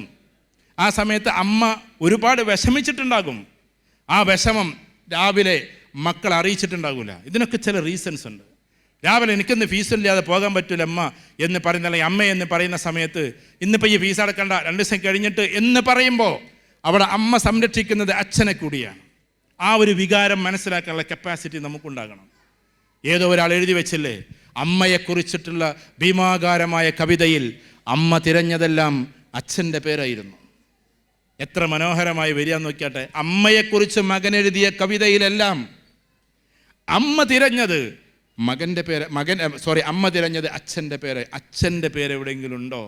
ഇല്ലാത്ത ഒരു കവിത എനിക്ക് വേണ്ട എന്നാണ് അമ്മയുടെ തീരുമാനം. അതുകൊണ്ട് നിങ്ങളോട് അമ്മ എന്തെങ്കിലും ആക്രോശിച്ച് പറയുമ്പോൾ അത് അച്ഛൻ്റെ വേദനകളെ മറച്ചു വെക്കാൻ കൂടിയാണെന്ന് തിരിച്ചറിയാനുള്ള ആ ഒരു സ്കില്ല് കൂടി നമുക്കുണ്ടാകും. ആ ഒരു സ്കില്ല് കൂടി. ഇവിടെ ഒരു പക്ഷേ അധ്യാപകരായ ആളുകൾ നിങ്ങളെ വല്ലാണ്ട് ചിലപ്പോൾ നിങ്ങൾ പഠിക്കാത്തതിൻ്റെ പേര് ശകാരിക്കും, ചിലപ്പോൾ വഴക്ക് പറഞ്ഞ് ചിലപ്പോൾ പുറത്താക്കി എന്നിരിക്കും ഒരു പക്ഷേ. അപ്പോൾ നമ്മൾ ചിന്തിക്കേണ്ടത് എന്താണെന്നറിയോ, ഈ പാവങ്ങൾ നിങ്ങൾ എവിടെയെങ്കിലും എത്തണം. കാരണം അവർ ഫീസ് വാങ്ങിയിട്ടുണ്ടാകും, അതിൻ്റെ കമ്മിറ്റ്മെൻറ്റ് കാണിക്കണം. നിങ്ങളെന്ന് പറയുന്ന മനുഷ്യർ ഉയർന്നു പോകണമെന്ന് ചിന്തയോട് കൂടി പോകുമ്പോൾ ആത്മാർത്ഥമായി അവരെ കൊണ്ടുപോകുന്ന സമയത്ത്, നിങ്ങൾ ആത്മാർത്ഥത കാണിക്കാത്ത സമയത്ത് ചിലപ്പോൾ അവരൊന്ന് പൊട്ടിത്തെറിച്ചെന്നിരിക്കും. ഈ സമയത്തൊക്കെ ലിംഗ്വിസ്റ്റിക് എന്ന് പറയുന്ന നമ്മുടെ ഭാഷ പുറത്തേക്ക് വരുന്നത്, ഇപ്പം ഞാൻ ഉദാഹരണത്തിന് എൻ്റെ കണ്ണുകൾ അറിയാതെ ഈർന്നണിഞ്ഞ് പോണത് എൻ്റെ ലിംഗ്വിസ്റ്റിക്കിൻ്റെ ഭാഗമാണ്. കാരണം എൻ്റെ ഉമ്മ മരിച്ചു പോയത് കൊണ്ടാണ്. വർഷങ്ങൾക്ക് മുമ്പ് മരിച്ചു പോയത് കൊണ്ട് എൻ്റെ ഉപ്പയെ പ്രൊട്ടക്റ്റ് ചെയ്തിരുന്ന എനിക്ക് ഓർമ്മ വന്നതുകൊണ്ടാണ് എൻ്റെ കണ്ണറിയാതെ നിറഞ്ഞു പോയത്. എൻ്റെ ഉമ്മയെക്കുറിച്ച് ഞാൻ ഓർത്തിട്ടാണ്. ആ ഒരു വികാരം മാതാപിതാക്കളോട് നമുക്കുണ്ടാകണം. മാതാപിതാക്കൾക്ക് പ്രാർത്ഥന മാത്രം പോരാ, പ്രവർത്തനത്തിലൂടെയും നമ്മളത് ഉണ്ടായിരിക്കണം. ആ മാതാപിതാക്കൾ നമുക്ക് വേണ്ടി ഒരുപാട് കാര്യങ്ങൾ ചെയ്തുകൊണ്ടിരിക്കുകയാണ്. സമയമില്ലാത്തത് കൊണ്ട് ചുരുക്കട്ടെ, ഇത്തരം സ്കിൽസിനെ അതിലേറ്റവും പ്രധാനപ്പെട്ടത് നമ്മൾ എന്തായിരിക്കണം, ലീഡർഷിപ്പ് ക്വാളിറ്റിയുള്ള കുട്ടിയായിരിക്കണം. കാരണം ലീഡർഷിപ്പ് ഉള്ളവരെയാണ് നമ്മൾ യഥാർത്ഥത്തിൽ എന്താക്കുക, ലീഡേഴ്സാക്കി മാറ്റുക. ലീഡർഷിപ്പ് എന്തായാലും വേണം. അതിന് മിണ്ടാതിരിക്കരുത്. നിങ്ങൾ പരമാവധി ഗ്രൂപ്പ് ഉണ്ടാക്കണം, ഫ്രണ്ട്സ് മേക്കിംഗ് ഉണ്ടാക്കണം. ഫ്രണ്ട്സ് മേക്കിംഗ് കപ്പാസിറ്റി ഇന്നത്തെ കാലഘട്ടത്തിൽ ഒരു സോഫ്റ്റ് സ്കില്ലാണ്. ഫ്രണ്ട്സ് മേക്കിംഗ് അത് ഹാർഡിലും പെടുന്നു, സോഫ്റ്റിലും പെടുന്നു. ഒരുപാട് ഫ്രണ്ട്സ് നമുക്ക് വേണം. പക്ഷേ ആ ഫ്രണ്ട്സൊക്കെ നമുക്ക് പോസിറ്റീവായിരിക്കണം. അല്ലാതെ നിങ്ങൾ ക്ലാസ്സിൽ മിണ്ടാതിരിക്കരുത്. കാരണം ഈ ഡിജിറ്റൽ മാർക്കറ്റിംഗ് എന്ന് പറയുന്ന സാധനത്തിൽ തന്നെ ഫ്രണ്ട്സ് മേക്കിംഗ് ആണ്. ഏത് പ്രൊഫഷണൽ ഫ്രണ്ട്സിനെ കൂട്ടുക എന്നുള്ളതാണ്. ഞാൻ പറഞ്ഞ മനസ്സിലാവുണ്ടോ? മനസ്സിലാവുണ്ടോ ഞാൻ പറഞ്ഞു? നിങ്ങൾ ഒറ്റയ്ക്ക് ഇങ്ങനെ ചെയ്യാൻ പോയത് എവിടെ എത്തൂല. അതുകൊണ്ട് നമുക്ക് ഒരുപാട് ഡെവലപ്മെൻറ്റ്സ് ഉണ്ടാക്കണം. ഒരുപാട് സമൂഹത്തെ social development, economic development, business development, business community development, അവരോടുള്ള റാപ്പോ ഡെവലപ്മെൻറ്റ്, ഇതെല്ലാം ഒരു സ്കില്ലാണ്. അതുണ്ടെങ്കിലേ നമുക്ക് ഈ കാര്യം ചെയ്യാൻ പറ്റൂ. അല്ലാതെ എന്നും വന്ന് പഠിച്ച് കമ്പ്യൂട്ടറിൽ ഇരുന്ന് അങ്ങോട്ട് പോയാൽ പോരാ. ആ ബുദ്ധി ഉപയോഗിച്ചാൽ മതി. നിങ്ങൾ വിചാരിക്കേണ്ട ഈ സാധനം ചെയ്യണമെങ്കിൽ പ്രൊഫഷന് ഒരുപാട് ഫ്രണ്ട്സ് വേണം. എന്ത് രസമുണ്ടാവും മക്കളെ. നിങ്ങളങ്ങോട്ട് തെക്ക് ഭാഗത്തേക്ക് പോകുമ്പോൾ തിരുവനന്തപുരത്ത് നിങ്ങൾക്ക് കുറേ ഫ്രണ്ട്സ്, കോട്ടയത്ത് കുറേ ഫ്രണ്ട്സ്, പത്തനംതിട്ടയിൽ ഫ്രണ്ട്സ്, കുറച്ചും കൂടി നിങ്ങളെ ലെവല് ഒന്നും കൂടി റേഞ്ച് കൂടിക്കഴിഞ്ഞാൽ ഏത് സംസ്ഥാനത്തിൽ പോകുമ്പോൾ നിങ്ങൾക്ക് ഫ്രണ്ട്സ്. മനസ്സിലായോ? അപ്പോൾ നിങ്ങൾ ഡൽഹിയിലേക്ക് പോകുമ്പോൾ, ഞാൻ എന്നെ പഞ്ചാബിലൂടെ ഇങ്ങനെ വരുന്നുണ്ട്, അപ്പോൾ പഞ്ചാബിൽ ഫ്രണ്ട്സ്. ഇത് വെറുതെ പറഞ്ഞല്ല. ലോക രാജ്യങ്ങൾ സന്ദർശിക്കുന്ന ഒരാളായി ഭാവിയിൽ നിങ്ങൾ മാറിയാൽ വ്യത്യസ്ത രാജ്യങ്ങൾ നിങ്ങൾക്ക് ഫ്രണ്ട്സ്. ഞാൻ എൻ്റെ ഒരു ചെറിയ അനുഭവം പറയാം. ഞാൻ ദൈവാനുഗ്രഹത്താൽ 55 രാജ്യം ഞാൻ സന്ദർശിച്ചിട്ടുണ്ട്. അവിടെയൊക്കെ ഫ്രണ്ട്സ് ഉണ്ടാക്കാൻ ഞാൻ ശ്രമിച്ചിട്ടുമുണ്ട്. കാരണം പിന്നീട് അവിടെ പോകുന്ന സമയത്ത് ഇവരെ വിളിച്ചാൽ ജോൺ, മനസ്സിലായോ? John, where are you? മനസ്സിലായോ? അപ്പോൾ ജോണിനെ വിളിക്കുന്ന സമയത്ത് ജോൺ യോ എന്ന് പറഞ്ഞ് ഞാൻ മോനെ അവിടുന്ന് പറയും. കാരണം ജോണെ നമ്മൾ പരിചയം, എൻ്റെ ഫോൺ നോക്കിയാൽ കാരണം എഫ് ഫ്രണ്ട്സ്, ടി ഫ്രണ്ട്സ്. ഇതെന്താ സാധനം മനസ്സിലായോ? എഫ് ഫ്രണ്ട്സ് എന്ന് പറഞ്ഞാൽ കുറേ ആൾക്കാരുണ്ട്, ടി ഫ്രണ്ട്സ് എന്ന് പറഞ്ഞാൽ കുറേ ആൾക്കാരുണ്ട്. കാരണം ഫ്രണ്ട്സ് മേക്കിംഗ് കപ്പാസിറ്റി അതൊരു സ്കില്ലാണ്. എന്താ എഫ് ഫ്രണ്ട്സ്? ഫ്ലൈറ്റിൽ പരിചയപ്പെട്ട ഫ്രണ്ട്സ്, അതാണ് എഫ് ഫ്രണ്ട്സ്. ടി ഫ്രണ്ട്സ് എന്ന് പറഞ്ഞാൽ കുറച്ചും കൂടി കൂടുതലുണ്ടാവും, ട്രെയിൻ ഫ്രണ്ട്സ്. ട്രെയിനിൽ അപോലെ ഫ്രണ്ട്സിനെ കിട്ടും. ഇന്നത്തെ കുട്ടികൾ എന്താ ചെയ്യാമെന്നറിയോ? ട്രെയിനിൽ അങ്ങനെ പോകും തിരുവനന്തപുരം വരെ, അടുത്തിരിക്കുന്നവരെ പരിചയപ്പെടും കൂടിയില്ല. കാരണം നമുക്ക് വാട്സപ്പുണ്ട്, ഫേസ്ബുക്കുണ്ട്, എല്ലാം ഉണ്ട്. അങ്ങോട്ട് മേലേക്ക് എത്തില്ല. കാരണം ഫ്രണ്ട്സ് മേക്കിംഗ് കപ്പാസിറ്റി വേറൊരു സ്കില്ലാണ്. അതുകൊണ്ട് ഞാൻ അവസാനിപ്പിക്കുന്നു. സമയം കഴിഞ്ഞല്ലോ അല്ലേ? എനിക്ക് അറിഞ്ഞുകൂടാ. കഴിയാറായോ? ഇല്ല, ഇവിടെ സമയം കൊടുത്തിട്ടുണ്ട്. ഓക്കെ, സമയമുണ്ട് കുറച്ചും കൂടി. ഇത് വളരെ ശ്രദ്ധിക്കണം. എന്ന് വെച്ചാൽ നമ്മളെ സംബന്ധിച്ചിടത്തോളം ഇത്തരം സ്കിൽസ് നമുക്കുണ്ടാക്കണം. അതിൻ്റെ കൂട്ടത്തിൽ ഇനി ശ്രദ്ധിക്കണേ, ഈ സ്കിൽസിനേക്കാൾ പ്രധാനപ്പെട്ടതാണ്, വളരെ ശ്രദ്ധിച്ചോ, പ്രധാനപ്പെട്ടതാണ് നിങ്ങളുടെ പാഷൻ. പാഷൻ എന്ന് പറഞ്ഞാൽ അത് സ്കില്ലിൻ്റെയും മുകളിലാണ്. പാഷനാണോ പ്രധാനം, സ്കില്ലാണോ പ്രധാനം എന്ന് ചോദിച്ചാൽ രണ്ടും ഒരു കോയിൻ്റെ രണ്ട് ഭാഗമാണെന്നാണ് ഹാവാർഡ് നമ്മളോട് പറഞ്ഞുകൊണ്ടിരിക്കുന്നത്. രണ്ടും ഒരു കോയിൻ്റെ രണ്ട് ഭാഗങ്ങളാണ്. കാരണം നിങ്ങൾക്ക് അപാര സ്കില്ലുണ്ടായാലും പാഷൻ ഇല്ലെങ്കിൽ ആ വർക്ക് ചെയ്യാൻ പറ്റില്ല. മനസ്സിലായോ? നിങ്ങൾക്ക് ഫുട്ബോൾ കളിക്കാനുള്ള നല്ല സ്കില്ലുണ്ട്, പക്ഷേ പാഷൻ ഇല്ലെങ്കിൽ വൈകുന്നേരം നിങ്ങൾ കളിക്കാൻ എത്തൂല. നിങ്ങൾക്ക് എഴുതാനുള്ള സ്കില്ലുണ്ട്, പക്ഷേ പാഷൻ ഇല്ലെങ്കിൽ നിങ്ങളൊരു കവിത പോലും എഴുതില്ല. നിങ്ങൾക്ക് അത്യാവശ്യം ആളുകളോട് സംസാരിക്കാനുള്ള സ്കില്ലുണ്ട്, പക്ഷെ അതിനുവേണ്ടി തുനിഞ്ഞ് ആ പാഷനോട് കൂടിയിട്ട് സംസാരിച്ചില്ലെങ്കിൽ നിങ്ങൾ എവിടെ എത്തൂല. നിങ്ങൾ വെബ് ഡിസൈനിങ് പഠിച്ചു, അല്ലെങ്കിൽ ഡിജിറ്റൽ മാർക്കറ്റിംഗ് പഠിച്ചു, പാഷനോട് കൂടി, ഉദാഹരണത്തിന് ചിലപ്പോൾ വേൾഡ് മാർക്കറ്റ് തുടങ്ങുന്നത് രാത്രി 3 മണിക്കായിരിക്കും. അപ്പോൾ മനസ്സിലായോ? രാത്രി 3 മണിക്ക് ഇവിടെ തുടങ്ങുന്ന സമയത്ത് നിങ്ങൾ ആ സമയത്ത് ലോകകപ്പിൽ കളി വരുമ്പോൾ നമ്മൾ എഴുന്നേൽക്കില്ല. നമ്മൾ അർജൻറ്റീന ടീമാണെങ്കിൽ എഴുന്നേൽക്കലും രാത്രി 3 മണിക്ക്. അതേപോലെ മാർക്കറ്റിങ്ങിൻ്റെ ടൈമിൽ എഴുന്നേറ്റിട്ട് അതിന് ഹിറ്റാകുന്നത് വരെ അതിലിരിക്കുമ്പോൾ പാഷനേറ്റ് ആകുമ്പോൾ ഈ കാര്യങ്ങൾ മുന്നോട്ട് പോകാൻ പറ്റുള്ളൂ.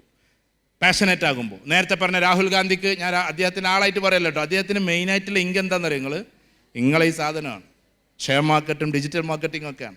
അതുകൊണ്ട് അദ്ദേഹം ഇങ്ങനെ ഫ്രീ ആയിട്ട് നടക്കണേ. ചെയ്യാൻ കുറേ IITians ഉണ്ട്, അതൊക്കെ അനലൈസ് ചെയ്യാൻ അദ്ദേഹത്തിന് സാധിക്കുന്നുണ്ട് യാത്രയിലെല്ലാം. എപ്പോഴും യാത്രയിൽ ഇങ്ങനെ പോകുന്ന സമയത്ത് മൊബൈൽ എടുത്ത് നോക്കുന്നത് അതുകൊണ്ടാണ്. ഇതൊരു വേറൊരു ലോകമാണ്. അതിന് നമ്മൾ എപ്പോഴും വിജിലൻ്റ് ആകണം, നമ്മൾ പാഷനേറ്റ് ആകണം. പാഷൻ എന്ന് പറയുന്ന ഒരു സാധനത്തിലേക്ക് കയറണം. കാരണം പാഷൻ ഇല്ലെങ്കിൽ ഒന്നുമില്ല. ഈ എല്ലാ ആളുകളും ഉയർന്നു പോകുന്നത് ആ പാഷൻ കൊണ്ടാണ്. ബിസിനസ്സുകാരിങ്ങനെ ഉയർന്നു പോകുന്ന ആ പാഷൻ കൊണ്ടാണ്. ഇപ്പോൾ യൂസഫ് അലി സാഹിബിനൊക്കെ എത്ര വയസ്സായി മുമ്പർക്ക് വേണമെങ്കിൽ നാട്ടികയിൽ വീട്ടിലിരിക്കാം, പക്ഷേ പാഷൻ കൊണ്ടാണ് വീണ്ടും നടക്കണം. അല്ലാതെ കോടികളായിട്ടും പിന്നെയും നടക്കുന്നത് വീണ്ടും പൈസ ഉണ്ടാക്കുക എന്നുള്ള ലക്ഷ്യം മാത്രമല്ല, അതൊരു പാഷനാണ്. പാഷനായി ഒരു വികാരമായി അതിനോട്. ഇപ്പോൾ ഒരു ഡോക്ടർ നല്ല പാഷനേറ്റ് ആയാൽ എന്തായിരിക്കും? വൈകുന്നേരം 5 മണിക്ക് ഡോക്ടർ പോവില്ല, ഇനിയും പേഷ്യൻസ് ഉണ്ടെങ്കിൽ അതുവരെ ഇരിക്കും. കാരണം അത് പൈസയല്ല കാര്യം, അതിനേക്കാൾ അപ്പുറത്ത് അവരോടുള്ള കമ്മിറ്റ്മെൻ്റാണ്, പാഷനാണ്. ഇതിൻ്റെയും അപ്പുറത്തൊരു കാര്യമുണ്ട് മക്കളെ, അവിടെയാണ് നമ്മൾ നിൽക്കേണ്ടത്. അത് ഏറ്റവും പ്രധാനപ്പെട്ട വാല്യൂസാണ്. എന്താ വാല്യൂസ്? വാല്യൂസ് കൊണ്ട് ഉദ്ദേശിക്കുന്നത് മൂല്യങ്ങളാണ്. വ്യത്യസ്ത മതക്കാരാണ് ഇവിടെ ഇരിക്കുന്നത്. ഞാൻ പറയട്ടെ, ഇപ്പം ബാംഗ്ലൂരിൽ പോയി കഴിഞ്ഞാൽ, നിങ്ങൾ എന്തൊക്കെ പറഞ്ഞാലും ബാംഗ്ലൂരിൽ പോയി കഴിഞ്ഞാൽ, ഞാൻ ആ സിറ്റിയെ കുഴപ്പമാക്കല്ല, ഞാനൊരിക്കൽ അവിടുത്തെ പ്രിയപ്പെട്ട എൻ്റെ ഒരു IT ഫ്രണ്ടുണ്ട്. അദ്ദേഹം IITയിലൊക്കെ പഠിച്ചതാണ്. അദ്ദേഹം കുറച്ച് കാലം APJ വിങ്ങിലൊക്കെ ഉണ്ടായിരുന്നു. അദ്ദേഹം എന്നോട് ഒരു മാളിങ്ങനെ ചൂണ്ടിക്കാണിച്ചിട്ട് പറഞ്ഞു, ശ്രദ്ധിക്കുന്നുണ്ടോ? മാളിങ്ങനെ ചൂണ്ടിക്കാണിച്ചിട്ട് പറഞ്ഞു, ആ മാളിലിരിക്കുന്നതൊക്കെ എവിടുത്തെ കുട്ടികളെന്നറിയുന്നു. ഞാൻ പറഞ്ഞു നിങ്ങളെ ബാംഗ്ലൂരുകാരെന്ന് പറഞ്ഞു. വെറുതെ തമാശയിൽ നിങ്ങളെ ബാംഗ്ലൂർ, ഞങ്ങളെ മലപ്പുറം തന്നെയാണ് കളിയാക്കലുണ്ട് വെറുതെ തമാശയിൽ. അപ്പോൾ അദ്ദേഹം പറഞ്ഞു, ഞാൻ വളരെ റിയലിസ്റ്റിക് ആയിട്ട് പറയാണ്, അതൊക്കെ കോഴിക്കോട്ടത്തെയും മലപ്പുറത്തെയും കുട്ടികളാണ്. രാത്രി 2 മണിക്കൊക്കെ കുട്ടികൾ തെരുവിലാണ്. ബാംഗ്ലൂർ സിറ്റിയെ ഞാൻ മോശമാക്കല്ല, അവിടെ നല്ല മക്കൾ ഒരുപാടുണ്ട്. പക്ഷേ രാത്രി 2 മണിക്കും 3 മണിക്കും ആൺകുട്ടികളും പെൺകുട്ടികളും തെരുവിലേക്ക് ഇറങ്ങിയിട്ട് ഒരു കൂസലുമില്ലാതെ നടക്കുന്ന അവസ്ഥയിലേക്ക് നമ്മുടെ പ്രൊഫഷൻ എത്തരുത്. കാരണം എന്തെന്ന് ചോദിച്ചാൽ, എന്തൊക്കെ നിങ്ങൾ പറഞ്ഞാലും, ഞാൻ കാസർഗോഡ് ഒരു കല്യാണത്തിന് വേണ്ടിയിട്ട് പോയ സമയത്ത് അവിടുത്തെ പ്രധാനപ്പെട്ട അതിൻ്റെ ആളുണ്ടല്ലോ, അവിടുത്തെ ഒരു മഹലിൻ്റെ ഒക്കെ ഒരാളാണ്, നല്ല ദീനിയായ മനുഷ്യനാണ്. അയാളിരുന്ന് കരയുണ്ട്. സ്വന്തം പിതാവ് മകളുടെ കല്യാണ ദിവസം റൂമിലിരുന്ന് കരയാണ്. അപ്പോൾ ഞാനൊരു കൗൺസിലർ എന്ന നിലക്ക് അങ്ങോട്ട് പോയി, എന്നെ ആളുകൾ കൊണ്ടുപോയിട്ട് ഇങ്ങനെ കൈയൊക്കെ കൊടുപ്പിച്ചിട്ട് ഇങ്ങനെ സംസാരിക്കുമ്പോൾ അയാൾ കരഞ്ഞിട്ട് എന്നെ അങ്ങോട്ട് കെട്ടിപ്പിടിച്ച് എന്നിട്ട് പറഞ്ഞു, സാർ അപ്പോൾ എന്താ കാര്യം എന്നറിയോ? മകൾ MBBS കഴിഞ്ഞതാണ്. MBBS എവിടുന്നോ പുറത്തു പോയി കഴിഞ്ഞു, ഇവിടുന്നൊന്നുമല്ല, കാലിക്കറ്റ് യൂണിവേഴ്സിറ്റി കാലിക്കറ്റ് മെഡിക്കൽ കോളേജിൽ നിന്നൊന്നുമല്ല. മകള് എന്ത് ചെയ്തു എന്ന് പറഞ്ഞാൽ, നേരെ പഠിത്തമൊക്കെ കഴിഞ്ഞ് വന്ന് കല്യാണ ദിവസം മകളുടെ കൂടെ പഠിച്ചിട്ടുള്ള ഏതൊക്കെയോ സ്ഥലത്തുള്ള കുട്ടികൾ വരുന്നു, ഷെയ്ക്കാൻഡ് ചെയ്യുന്നു, ഹഗ് ചെയ്യുന്നു, ചിലർ കവിളത്ത് കവിള് ചേർക്കുന്നു. അതിൽ പിതാവ്, ഇത് കാസർഗോഡല്ലേ, പിതാവ് വന്നിട്ട് പറയാണ്, മോളെ എന്താ ഈ കാണിക്കുന്നത്? കാരണം നമ്മളെ സംബന്ധിച്ചിടത്തോളം അതൊരു വിങ്ങലാണ്, ഏത് ജാതിക്കാർക്കും ഏത് മതക്കാർക്കും. ആ സമയത്ത് ഈ മകള് പറയുകയാണത്രേ പാപ്പനോട്, നിങ്ങളിപ്പോൾ ഏത് കാലത്താണ് ജീവിക്കണത്? ഒരു മകളുടെ കല്യാണ ദിവസത്തിൽ വിതുമ്പിക്കരയേണ്ടി വന്നൊരു പിതാവിൻ്റെ ഒരു വല്ലാത്ത നൊമ്പരുണ്ടല്ലോ, നോവ്, അത് നമ്മൾ തിരിച്ചറിയണം. നിങ്ങൾക്ക് വേണമെങ്കിൽ അത് സോഷ്യലിസം എന്ന് പറയാം, നിങ്ങൾക്ക് വേണമെങ്കിൽ അത് ഫ്രണ്ട്സാണെന്ന് പറയാം, പക്ഷേ മാനേഴ്സ് എന്ന് പറഞ്ഞൊരു സാധനമുണ്ട്. മാനേഴ്സ്. ഇപ്പം ഞാൻ ഈ മൈക്കിലൂടെ സംസാരിക്കുമ്പോൾ പുലഭ്യം പറയാതിരിക്കുക, നിങ്ങളെ വഴക്ക് പറയാതിരിക്കുക എന്നുള്ളത് ഇവിടുത്തെ ഒരു മാനേഴ്സാണ്. ഞാൻ പറഞ്ഞ മനസ്സിലായോ? ആ മാനേഴ്സിനേക്കാളും അപ്പുറത്താണ് നമ്മുടെ ബിഹേവിയർ. പെരുമാറ്റം എപ്പോഴും നല്ലതായിരിക്കണം. അത് മാനേഴ്സ് എന്ന് പറഞ്ഞാൽ എന്താ? മാനേഴ്സ് എന്ന് പറഞ്ഞാൽ നമ്മളെടുത്ത് തൽക്കാലമില്ല, പക്ഷെ ഇവിടെ പാലിച്ചേ പറ്റൂ എന്നർത്ഥം. ടേബിൾ മാനേഴ്സ് ആയാലും എന്തായാലും ക്ലാസ് മാനേഴ്സ്. ചിലപ്പോൾ ക്ലാസ്സിൽ നമുക്ക് കളിക്കണം എന്ന് തോന്നും, പക്ഷെ ആ ക്ലാസ്സിൽ കളിക്കാതിരിക്കുക എന്ന വികാരത്തെ കൊണ്ടുവരികയാണ് മാനേഴ്സ്. അത് ബിഹേവിയർ ആകുക എന്ന നമ്മുടെ പെരുമാറ്റം അതാവലാണ്. അതിൻ്റെയും മുകളിലാണ് ക്യാരക്ടർ. നമ്മുടെ പെരുമാറ്റം എന്ന് പറയുന്നത് അവിടെയാണ്. ആ പെരുമാറ്റത്തിലേക്ക് നമ്മൾ പോകണം. അപ്പോൾ സ്കിൽസ് നമുക്കുണ്ടാകണം, വാല്യൂസ് ഉണ്ടാകണം. ആ വാല്യൂസ് ക്യാരക്ടറായിട്ട് ഫോർമേഷൻ നടത്തണം. എന്താ ക്യാരക്ടർ ഫോർമേഷൻ? അഥവാ നമ്മുടെ കൂടെ പഠിക്കുന്ന കുട്ടികളെ മോശമായി നമ്മൾ കാണാതിരിക്കുക, എന്തെങ്കിലും വൈകാരികമായി നമ്മൾ നോക്കാതിരിക്കുക, അവർ നമ്മളെ പെങ്ങളാണെന്ന് ഒരു രൂപത്തിലുണ്ടാവുക, എല്ലാവരും ഏറ്റവും നല്ല സൗഹൃദത്തോടെ അങ്ങോട്ടും ഇങ്ങോട്ടും സുഹൃത്തുക്കളായി നടക്കുക. അതിൻ്റെ അപ്പുറത്തേക്ക് മോശമായൊരു നോട്ടവും അവളെയോ അവരെയോ നോക്കാതിരിക്കുക. അത് നമ്മുടെ ക്യാരക്ടറിസ്റ്റിക്കാണ് എന്ന് വെച്ചാൽ ബെർണാഡ് ഷാ പറയുന്നുണ്ട്. ബെർണാഡ് ഷായുടെ വാക്യതാണ്, നമ്മളെല്ലാവർക്കും പണ്ട് പഠിച്ചതായിരിക്കാം പല ആൾക്കാരും. അതിൽ പറയുന്നത് wealth is lost, wealth is lost, nothing is lost, health is lost, something is lost, but character is lost, everything is lost. അദ്ദേഹം പറഞ്ഞ വാക്കതാണ്, wealth is lost, nothing is lost. നമ്മുടെ സമ്പത്ത് മുഴുവൻ നഷ്ടപ്പെട്ടാലും ഒന്നും നമുക്ക് നഷ്ടപ്പെടുന്നില്ല, വീണ്ടും നമുക്കത് ഉണ്ടാക്കാം. Health is lost, something is lost. നമ്മുടെ ആരോഗ്യം നഷ്ടപ്പെട്ടാൽ പലതും നമുക്ക് നഷ്ടപ്പെടും. But the character is lost, everything is lost. നമ്മുടെ സ്വഭാവം നഷ്ടപ്പെട്ടാൽ പിന്നെ എല്ലാം നമ്മൾ നഷ്ടപ്പെടുത്തും. പിന്നെ നമുക്ക് വാല്യൂ ഇല്ല, പിന്നെ നമുക്കൊരു വിലയില്ല. ആളുകളുടെ മുമ്പിൽ നിങ്ങൾ കണ്ടില്ല, ഇപ്പം സിനിമാക്കാരായ ആളുകളെ, ചില ആൾക്കാർ നമ്മൾ ഇഷ്ടത്തോടെ കൊണ്ടു നടന്നവരെ കേരളം മുഴുവൻ തെറി വിളിക്കുന്നത് അയാളുടെ ക്യാരക്ടർ ശരിയല്ലാത്തത് കൊണ്ടാണ്, അഭിനയം ശരിയല്ലാത്തത് കൊണ്ടല്ല. അഭിനയം അയാൾ പെർഫെക്റ്റ് ആണ്, പ്രൊഫഷണലി പെർഫെക്റ്റ് ആണ്, നല്ല സ്കിൽസ് ഉണ്ട്, എല്ലാം നല്ല പാഷനുണ്ട്. പക്ഷെ നഷ്ടപ്പെട്ടത് വാല്യൂസാണ്. ഞാൻ പറഞ്ഞ ചില ആൾക്കാരെ പൊക്കി പറയല്ല, എന്നാൽ ചില നടന്മാരെ കുറിച്ചിട്ട് നടിമാർ അയാൾ ഓക്കെയാണ്, 0 ലെവലിലാണ് ഞങ്ങളോട് നിൽക്കുന്നത് എന്ന് പറഞ്ഞാൽ ഒരു മോശത്തരം ഇന്നേ വരെ വാക്കായോ പ്രവൃത്തിയായോ ഇന്ന ആൾ ഞങ്ങളോട് ചെയ്തിട്ടില്ല എന്ന് നടിമാർ പറയുന്നത് എന്തുകൊണ്ടാണ്? ക്യാരക്ടർ അതായത് കൊണ്ടാണ്. അപ്പം ക്യാരക്ടർ എല്ലായിടത്തും നമ്മൾ കാണിച്ചേ പറ്റൂ. അപ്പം ഏറ്റവും പ്രധാനപ്പെട്ടത് ഒന്ന് നമ്മുടെ നോളജാണ്, നിങ്ങളുടെ പഠിത്തമാണ്. ആ പഠിത്തത്തേക്കാൾ പ്രധാനപ്പെട്ടത് സ്കിൽസാണ്. ആ സ്കിൽസിന് കുറേ മുഖങ്ങളുണ്ട്. പ്രൊഫഷണലി നമ്മൾ ഉയരങ്ങളിലെത്താൻ അതിൻ്റെ മുഖങ്ങളുണ്ട്. ഹാർഡ് കോർ ആയിട്ടുള്ള സ്കില്ലുകൾ നമുക്കുണ്ട്, അതിൻ്റെ മുഖങ്ങൾ വേറെയുണ്ട്.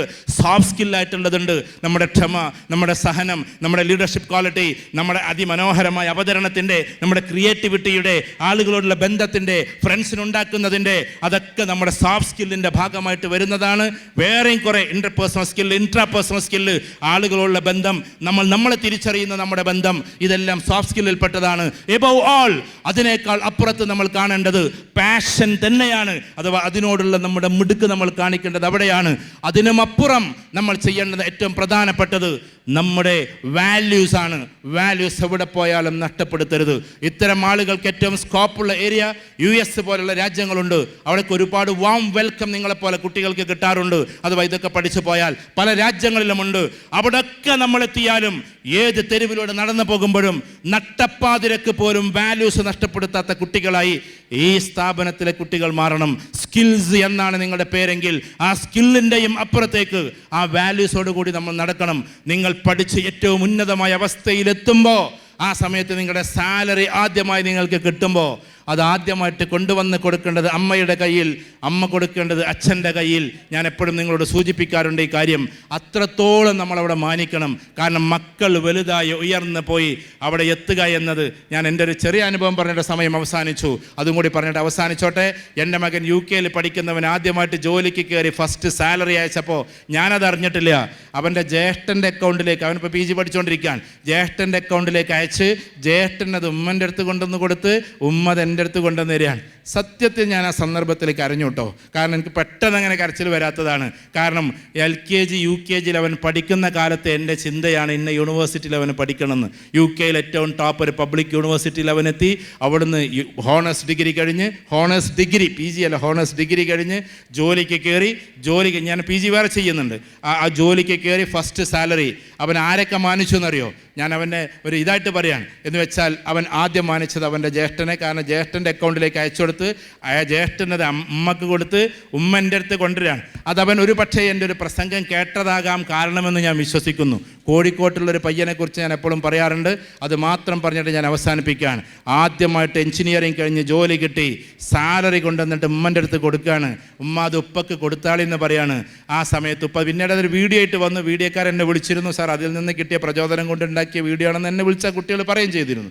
ഏതായിരുന്നാലും ശരി, ആ പൈസ കൊടുക്കുകയാണ്. പൈസ കൊടുത്തപ്പോൾ ഉമ്മ പറയാണ്, മോനെ നീ തന്നെ അങ്ങോട്ട് കൊടുക്കടാ, ഉപ്പക്ക് എന്തൊരു സന്തോഷമാവുന്നു. അപ്പോൾ ആ കുട്ടി പറഞ്ഞല്ല, നിങ്ങൾ കൊടുത്തേക്കുന്നു. ആ സമയത്ത് ഉടനെ തന്നെ ഈ പറയുന്ന ഉപ്പ പറയും, ഞാൻ ഇത് 10 വർഷം മുമ്പ് പ്രസംഗിച്ചിട്ടുണ്ട് ഈ കാര്യം. ഇത് നടന്നിട്ട് 10 കൊല്ലമായി. എൻ്റെ 10 കൊല്ലം മുമ്പുള്ള പ്രസംഗം എടുത്താൽ ഇതുണ്ട്. വീഡിയോ ഇറങ്ങിയത് ഇപ്പോൾ ഈ ഒരു കൊല്ലത്തിലാണ്. അതുകൊണ്ട് തന്നെ സത്യത്തിൽ ആ കുട്ടി പറയാണ്, ഉപ്പക്ക് നിങ്ങൾ കൊടുത്തേക്കിൻ. കാരണം മിഠായിക്ക് പൈസ തരുമ്പോൾ, അതേപോലെ തന്നെ എനിക്ക് ഫീസ് അടക്കാൻ പൈസ തരുമ്പോൾ എൻ്റെ ഉപ്പാൻ്റെ കൈ മുകളിലും എൻ്റെ കൈ താഴെയുമായിരുന്നു എന്നും, ഇനി ഞാനിപ്പോൾ പൈസ അങ്ങോട്ട് കൊടുക്കുമ്പോൾ എൻ്റെ ഉപ്പാൻ്റെ കൈ അറിയാതെ താഴെയായി പോകും, എൻ്റെ കൈ അറിയാതെ മുകളിലായി പോകും, അതെനിക്ക് സഹിക്കില്ല എന്നാണ് ആ കുട്ടി പറഞ്ഞതെങ്കിൽ ആ ഒരു മനസ്ഥിതി നമുക്കൊക്കെ ഉണ്ടാകണേ. മാതാപിതാക്കളിൽ ഏറ്റവും ടോപ്പായി നമ്മൾ ആദരിക്കേണ്ടത് മാതാവിനെയും പിതാവിനെയും ഒരുപോലെ. പക്ഷേ മാതാവ് നമ്മളെ കറ്റത്തിരുത്തിയാണ് വളർത്തിയതെങ്കിൽ പിതാവ് നമ്മളെ തോളത്തിരുത്തിയാണ് വളർത്തിയത്. എന്നേക്കാൾ ഉയരുമോനെ, എന്നേക്കാൾ കാണാത്തത് കാണുമോനെ, ഞാൻ എത്താത്തിടത്തും എത്തുമോനെ എന്ന് ഒരുപാട് ആഗ്രഹിച്ച പിതാക്കന്മാരുണ്ട്. അങ്ങനെ ആഗ്രഹിച്ച മാതാക്കളുണ്ട്. അവരെ വേദനിപ്പിച്ചുകൊണ്ടൊരു സഞ്ചാരവും നമുക്ക് വേണ്ട. അതുകൊണ്ട് എബവ് ഓൾ ദൈവത്തോട് കമ്മിറ്റ്മെൻ്റുള്ള കുട്ടികളായി നമ്മൾ ഓരോരുത്തരും മാറണം. അതില്ലാതെ നിങ്ങൾ പോകരുത്. എൻ്റെ ഒരു അഡ്വൈസാണ്, നിർബന്ധമായിട്ട് ഞാൻ പറയുന്നില്ല. ഓരോ മതസ്ഥരും അവരുടെ ഡീപ്പിലേക്ക് ഇറങ്ങിപ്പോയി അവിടെ പ്രാർത്ഥനയോടുകൂടി മുന്നോട്ട് പോകണം. മുസ്ലിം കുട്ടികൾ രാത്രിയിൽ നിസ്കരിച്ച് അല്ലെങ്കിൽ പകലിൽ നിസ്കരിച്ച് പ്രാർത്ഥിക്കാൻ തുടങ്ങണം. ഹൈന്ദവ കുട്ടികൾ അവരുടേതായ പ്രാർത്ഥനകൾ പ്രാർത്ഥിച്ചു. ഓം സഹനാവവതു സഹനുഭുനക്തു സഹവീര്യം കരവാവഹൈ തേജസ്സിന വധീതമസ്തു മാ വിദ്വിഷാവഹൈ ഓം ശാന്തി. ഒരിക്കലും വിദ്വേഷമില്ലാത്ത ലോകം കടന്നു വരട്ടെ എന്ന് മനസ്സിൽ പ്രാർത്ഥിക്കുന്ന കുട്ടികളായി അവരും മാറട്ടെ എന്ന് മാത്രം പറഞ്ഞുകൊണ്ട്, സ്കിൽസിൻ്റെ കൂട്ടത്തിൽ വാല്യൂസും കൂടി ആഡ് ചെയ്യണേ എന്ന് മാത്രം പറഞ്ഞുകൊണ്ട്, പാഷനും സ്കിൽസും വാല്യൂസും ഒന്നിച്ചുണ്ടാകുമ്പോൾ നിങ്ങൾ രാജാവാണ്, നിങ്ങൾ ചക്രവർത്തിയാണ്. ലോകത്തിൻ്റെ നെറുകയിലെത്തുന്ന ഏറ്റവും വലിയ രാജാവായി നിങ്ങൾ മാറും. ഏതൊരവസ്ഥയിലും ആ വാല്യൂസും പാഷനും ക്യാരക്ടറും എല്ലാം നിങ്ങളിൽ ഉണ്ടാകുമ്പോൾ ഒന്നുകൂടി, അഥവാ നിങ്ങൾ ഏറ്റവും നല്ല നോളജബിൾ ആകണം. അതിനേക്കാൾ അപ്പുറത്ത് സ്കിൽസ് വേണം, അതിനേക്കാൾ അപ്പുറത്ത് പാഷൻ വേണം, അതിനേക്കാൾ അപ്പുറത്ത് നിങ്ങളുടെ വാല്യൂസ് ഉണ്ടാകട്ടെ. ആ വാല്യൂസ് ലോകത്തെ മുഴുവനും ഒന്നിച്ച് കാണാനുള്ളതാകട്ടെ, എല്ലാവർക്കും വേണ്ടി പ്രാർത്ഥിക്കാനുള്ളതാകട്ടെ എന്ന് മാത്രം പറഞ്ഞുകൊണ്ട്, സ്കിൽസിൽ ക്ഷണിച്ചിട്ടുള്ള ഈ ക്ഷണത്തിന് എല്ലാ രീതിയിലും നന്ദിയും പറഞ്ഞുകൊണ്ട്, പ്രിയപ്പെട്ട സുഹൃത്തുക്കൾക്കും ഈ സ്ഥാപനത്തിനും എന്നെ കേട്ട മക്കൾക്കും എല്ലാ അർത്ഥത്തിലും നന്ദി പറഞ്ഞുകൊണ്ട് ഞാൻ അവസാനിപ്പിക്കുന്നു. Have A nice day all of you.